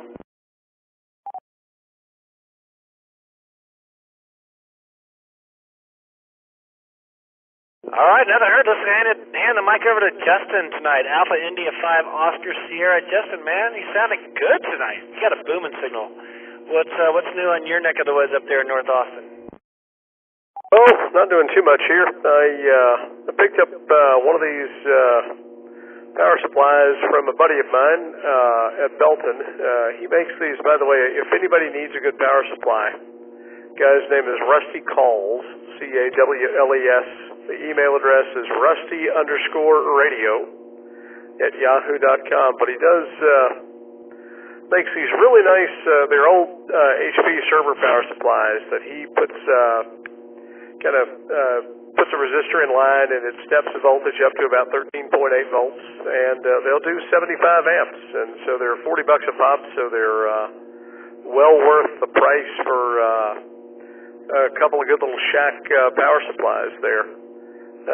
But I just kind of got finished getting my my everything kind of routed over to that, and bought some Anderson power poles, made some power cables, and installed a block so that I can a distribution block with some switches so that I can shut whatever piece of equipment I need to work on off at the block without having to deal with positive and negatives on a power supply. And anybody who knows me, well, that can be a little interesting sometimes.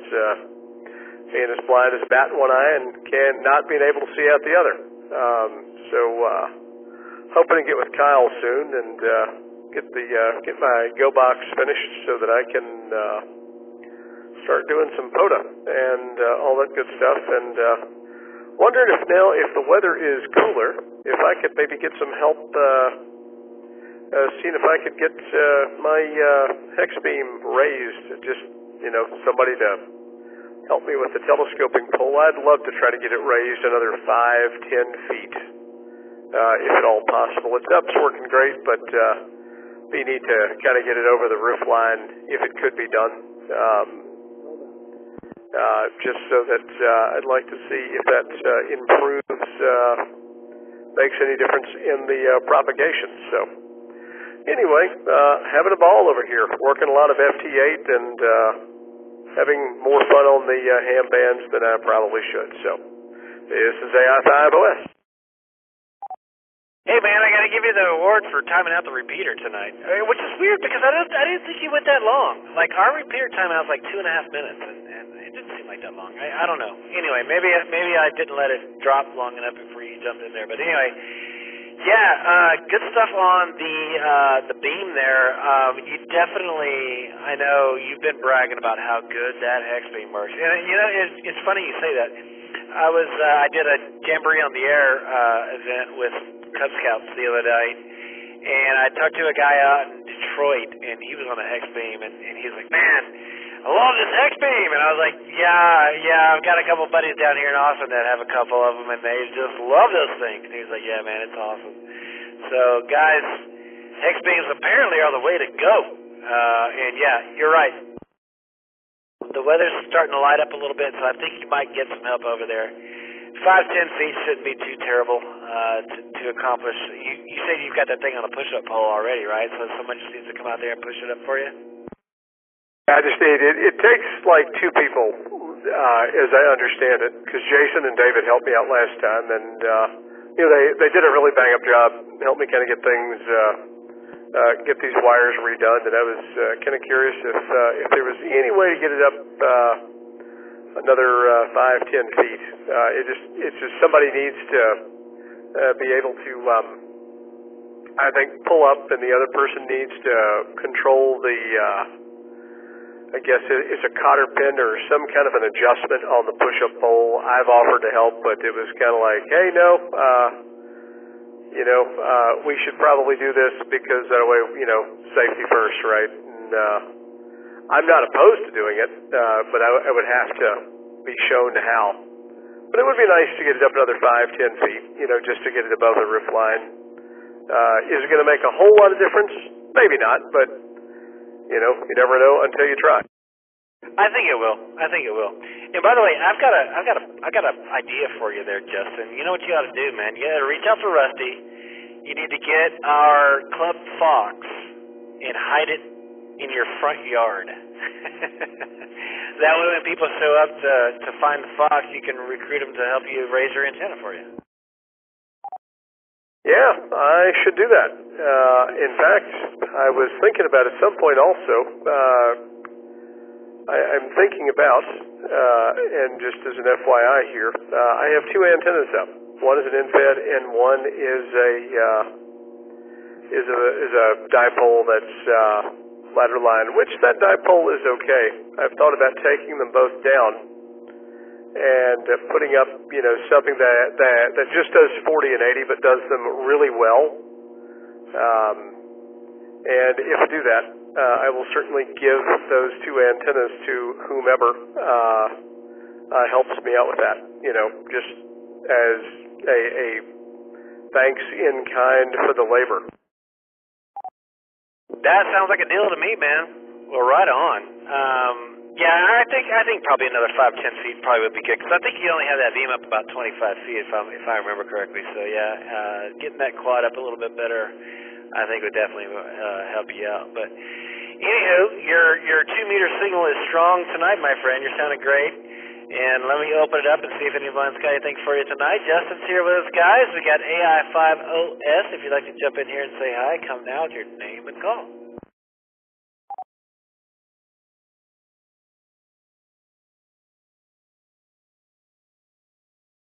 Well, you said that you're building a Go box for POTA activations. That's cool. I've never heard you say this before. So tell me a little bit more about your POTA aspirations. Well, my POTA aspirations, I'm actually building 2 of them. So one of them is almost done. It's an Elecraft KX2, and I've got a Wolf River coil, the platinum model with tripod and a screen. And it's got a little, like a 4 or 5 hour amp-hour LiPo battery in it, which will run that KX2 forever. And then another box, I'm putting a 991A in, and I'm going to use that. It's got about a 20 amp-hour LiPo battery, so I've got two Go boxes going. So really looking forward to getting those finished, and got some Anderson power poles going to get that going. So really looking forward to getting those done. So I've got something to take out in the field and do some POTA work, and even if it can't be POTA, just to get out of the shack and work on a radio, even if it's not necessarily in a state park, but in a green space, right? It'd be nice. I know that on the air, but it'd be neat if we have like neighborhoods on the air or beaches on the air or just any place but your any place where you can work and do portable operations. Well, that's a really good point when it comes to POTA there, Justin. I personally, I like to go camping, right? So I go and I spend a weekend at a state park somewhere, but a lot of guys that do POTA, and I would argue probably half the guys that do POTA, they just go to some place that's on the POTA site. And a big one, by the way, Lance, HHK, or I can't remember his new call sign, but anyway, he goes and activates the French Legation.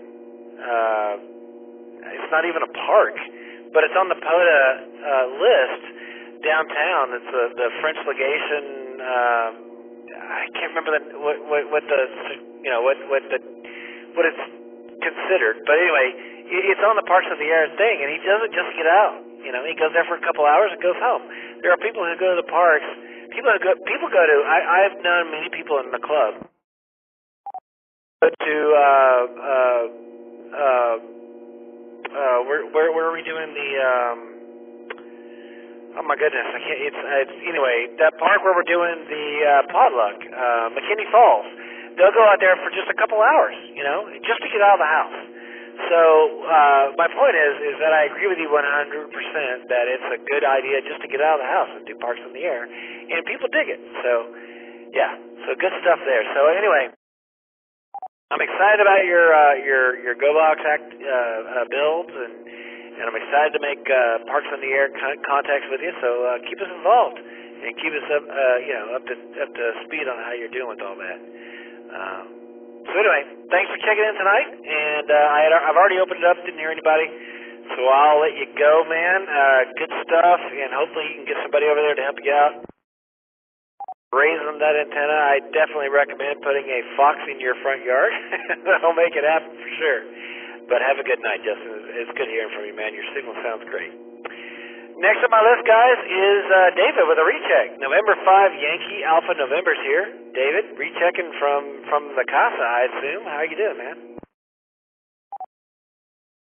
I'm doing well, Ray. I'm doing I asked one of my professors if I could possibly take his graduate course on computer arithmetic. So, how computers add numbers, multiply them, do floating point, all that stuff. And he challenged me to make an 8-bit Kogi stone adder. It's just a fancy circuit that people use to add numbers together. and he said if I can do this and then explain how it works, he'll let me do the class. So that's what I'm doing. It's pretty fun. It's easier than I thought it would be. When I went on the Wikipedia page to learn more about them, there is just a bunch of Borland Turbo Basic. Yeah, and there's not a whole lot of sort of descriptiveness about, if there's any rules to, like, how to connect up the wires. And I figured it out. Break. So the number of propagator units you need. Now this is what generates the carry bit. So if you need to, if you add two ones together, you're going to need to carry a 1 to the next digit, the next binary digit. So I think for each bit you need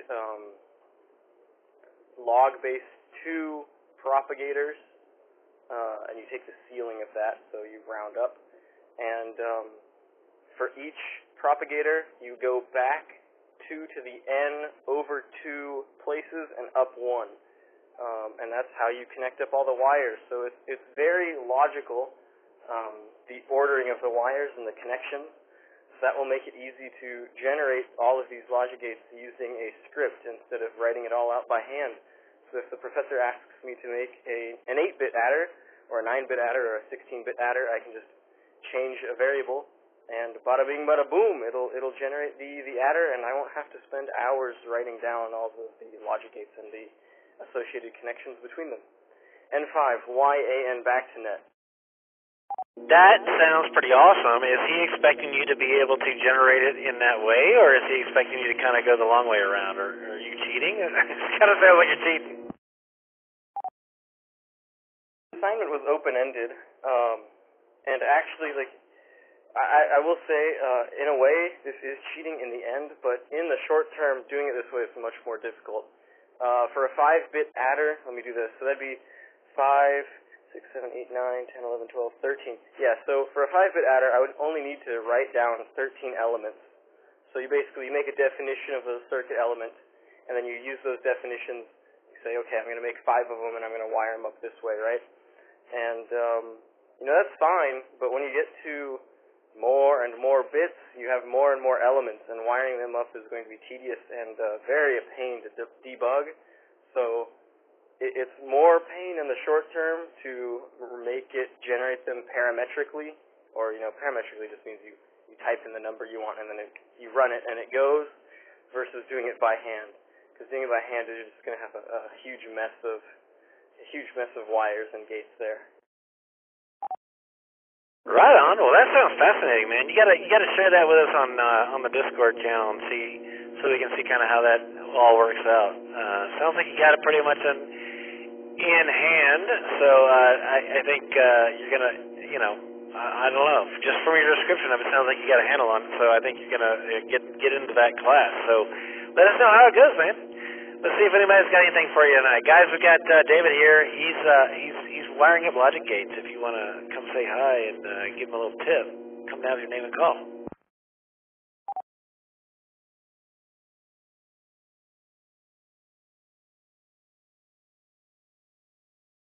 I think you blew their mind, dude.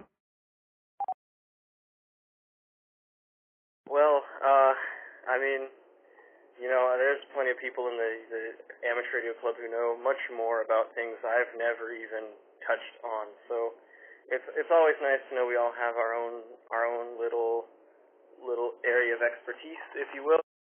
And that's what makes us all different, and it makes the world go around. Everyone's got to figure something out. N5YAN back to net. Yeah, we're going on hour 3 of the net tonight. If you had brought it up during hour 1, this net may go till tomorrow, actually, because you're absolutely right. You probably would have piqued the interest of a couple of folks that have probably hit the sack by now. But that's interesting stuff, man. I kind of follow along with you what you're saying, and man, I wish the best for you. I hope it works out, and let us know. Let us know how it goes, man. I think you're gonna. If you get that graduate class, man, you got to let us know so we can take you out and celebrate. Appreciate it, Ray. I may have to And, to be honest, the one issue with this graduate class is I may get permission to take it, but it may conflict with my internship. So, unless I want to stick around for an extra semester at UT, well, yeah, I would get authorization to take it fall of 2025, which is a few years away. But it's approval nonetheless, and I'd be excited. N5YAN back to net. So if he gives you the approval to take this course, you would not be able to actually take the course until fall of 25? Unfortunately, yes. So the course is offered next fall, so fall of 2024. But I will be in Cedar Rapids, Iowa, doing RF engineering work for Skyworks Technologies. So I'd have to wait until the course is offered next, which would be fall of 2025. Fortunately or unfortunately, depending on how you look at it, I'm having to take an extra semester to make up for the semester I'll be missing doing work.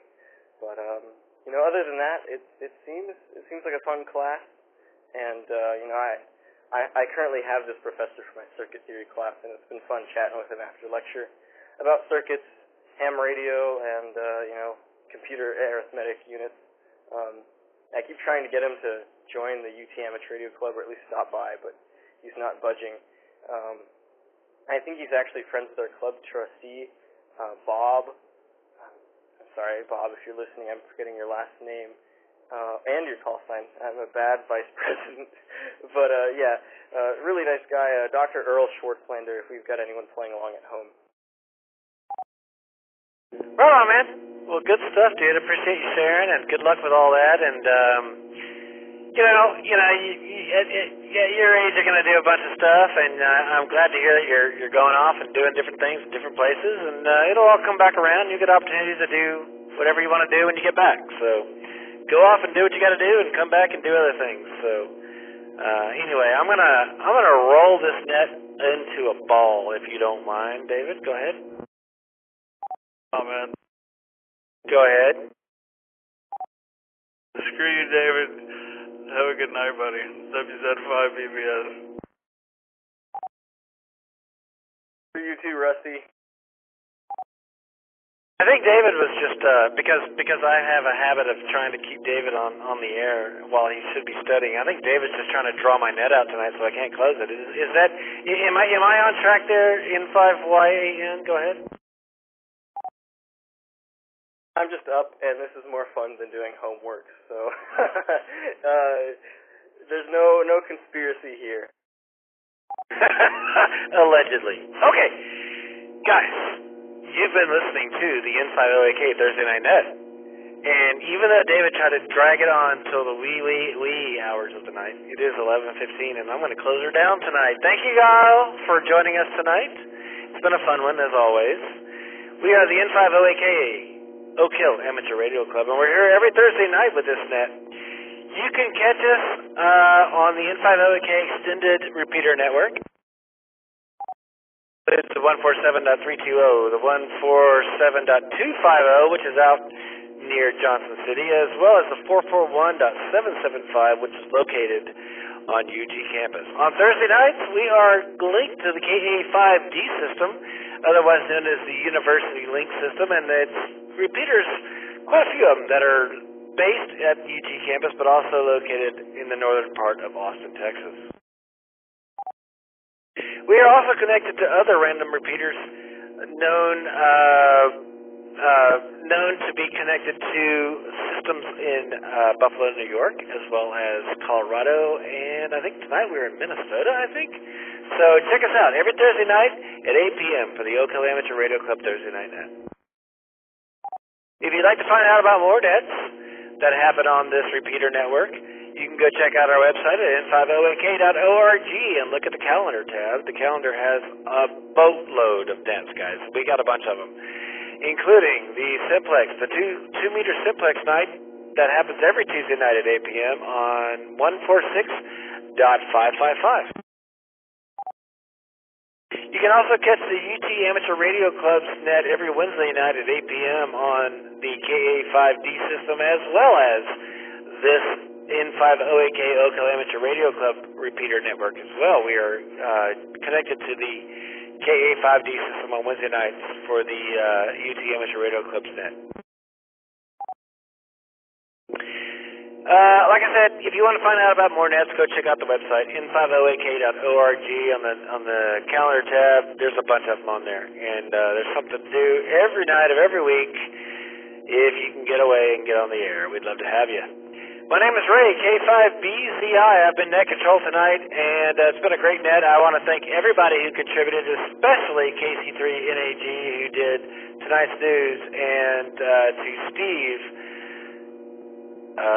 for doing the questions tonight. I can't remember his call sign. Why? I don't know. And N5LX for tonight's Fox Hunt news update, and, of course, our grand president, Whiskey Z5 BBS Rusty, for all of he does for the club, which is a lot, by the way, and thanks to everybody who are members of the N5OAK club and all the contributions and all those things that keep radio alive and well in Austin, Texas.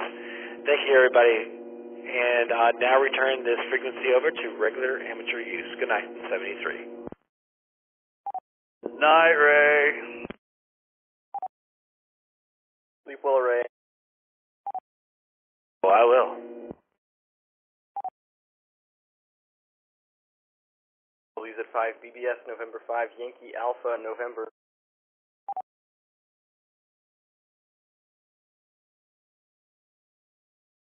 Yes, sir. There's no way you turned off the radio that quickly.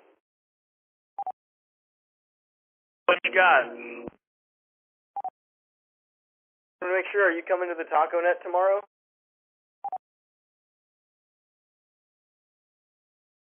But of course, my friend. What is the radio situation? I'm sure were y'all testing that out, because you were going to be kind of in the same spot tomorrow night, correct?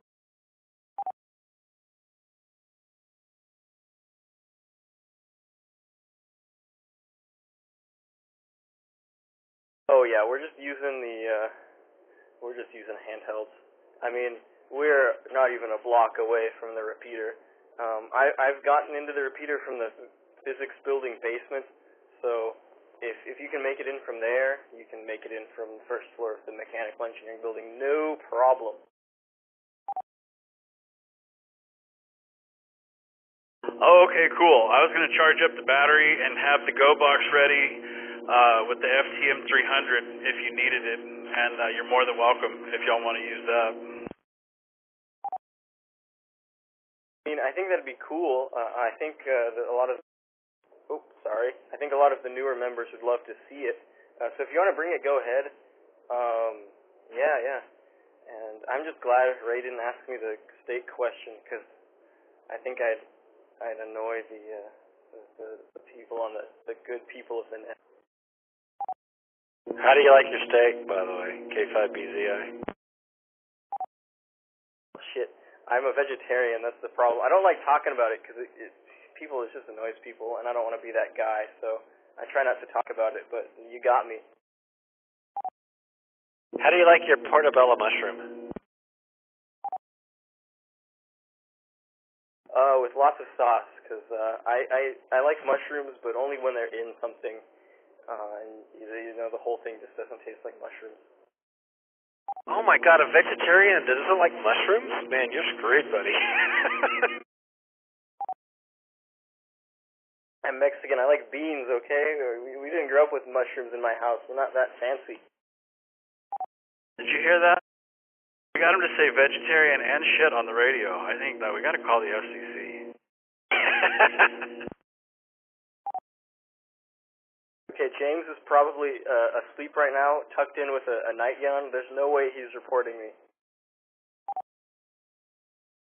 Nightgown, oh man. Just say sleeping cat, but I'm glad you got the picture.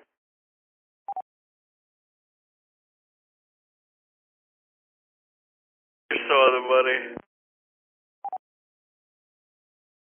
Right, well, I need to get back to work and hit the hay. It's been nice talking to you, and I look forward to seeing you tomorrow at the Taco Net. Sorry, I believe Ray couldn't make it, so Yeah, 73's N5YAN. Dude, I'm so bummed I can't make that, but we're gonna have Jason and I haven't done a POTA in forever, so I'm really looking forward to that. Isn't he coming to you next? Some tacos? Yeah, he's coming to me next. Very fun. So soon the party will come to you. Everyone. Okay, well, I'll get off the air officially now, and I look forward to the taco net at Ray's place. I might have to make it. Okay, N5YAN, clear for real this time. I just said everyone's invited, David. I expect you to be here.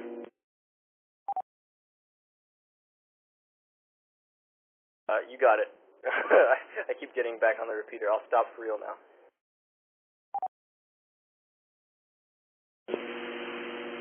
KB5MPJ. Hey, Ray. Yeah, maybe we do need to look into that Yagi thing. Then we won't be bummed about not making it to the net because we'll make it to the net. Oh, we can echo link it, dude. Yeah, but much more bragging rights for doing it via RF. Of course, yeah, absolutely. All right. I'll go pick it up. We'll try it. I tell you what, I'll make you a deal. I'll go pick up the Yagi if you'll set it up while I'm grilling the burgers. Deal? Well, it looks like a two-man job, but yeah, probably the first thing we need to do is our elevation profile, like you were saying, because obviously if there's a lot of terrain in the way, it's probably not even worth it. But if it looks like it might be possible, then we can try it. And we probably want as much power as possible. That's a good point.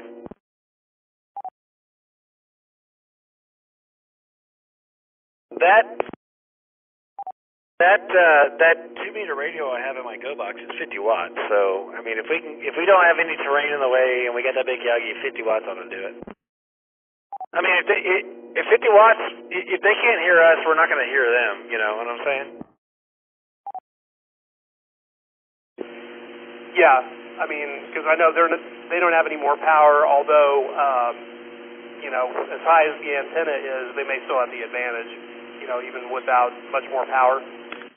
Yeah, I mean, if we can't hear the oak with the Yagi, then you know what I'm saying. Like even if I brought my 2-meter amp with 100 watts, we might be able to hit the oak, but we might not be able to hear them. You know what I'm saying? We might be an alligator.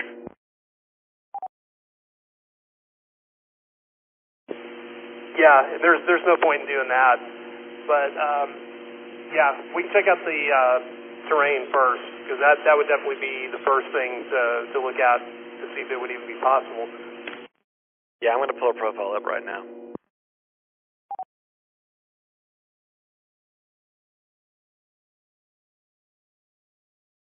You still on the road, Jay? The city might be a possibility too, although I think I've heard people say that the Oak actually has more reach than Johnson City. Is that true, that there's not much power actually on the Johnson City one? I can't believe that. I mean, if I'm in Fredericksburg, I'm not expecting to hit the Oak, but I definitely should be able to hit the Johnson City repeater. You're wrong, but I'd be surprised. Yeah, well, I mean, we'll be in Junction, but Johnson City's that much closer, so that might be the one to try to hit. Right, but yeah, that's what I'm saying.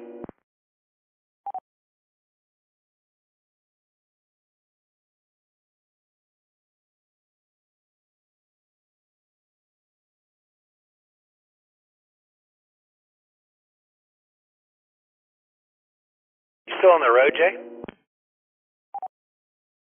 What's that? You still on the road? No, I just got home maybe 10 minutes ago, 15 minutes. Oh, okay.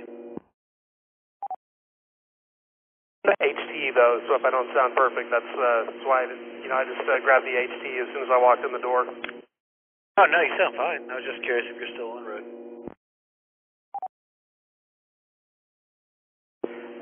No, yeah, actually, I listened to the whole net. Like I started when I left Brownwood, and then by the time it was my turn to go, I was already into Burnett County. God, every time I pull up Google Earth, I can never remember how to do the stupid. I can never remember how to do the elevation profile. It's kind of complicated. I always forget how to do it. So I do that a lot with my work. So you put 2 points on the map, or do it. You can draw a line to take a measurement, and then you can right click on it and do show elevation profile. Like you right click it on my places and do show elevation profile. Right.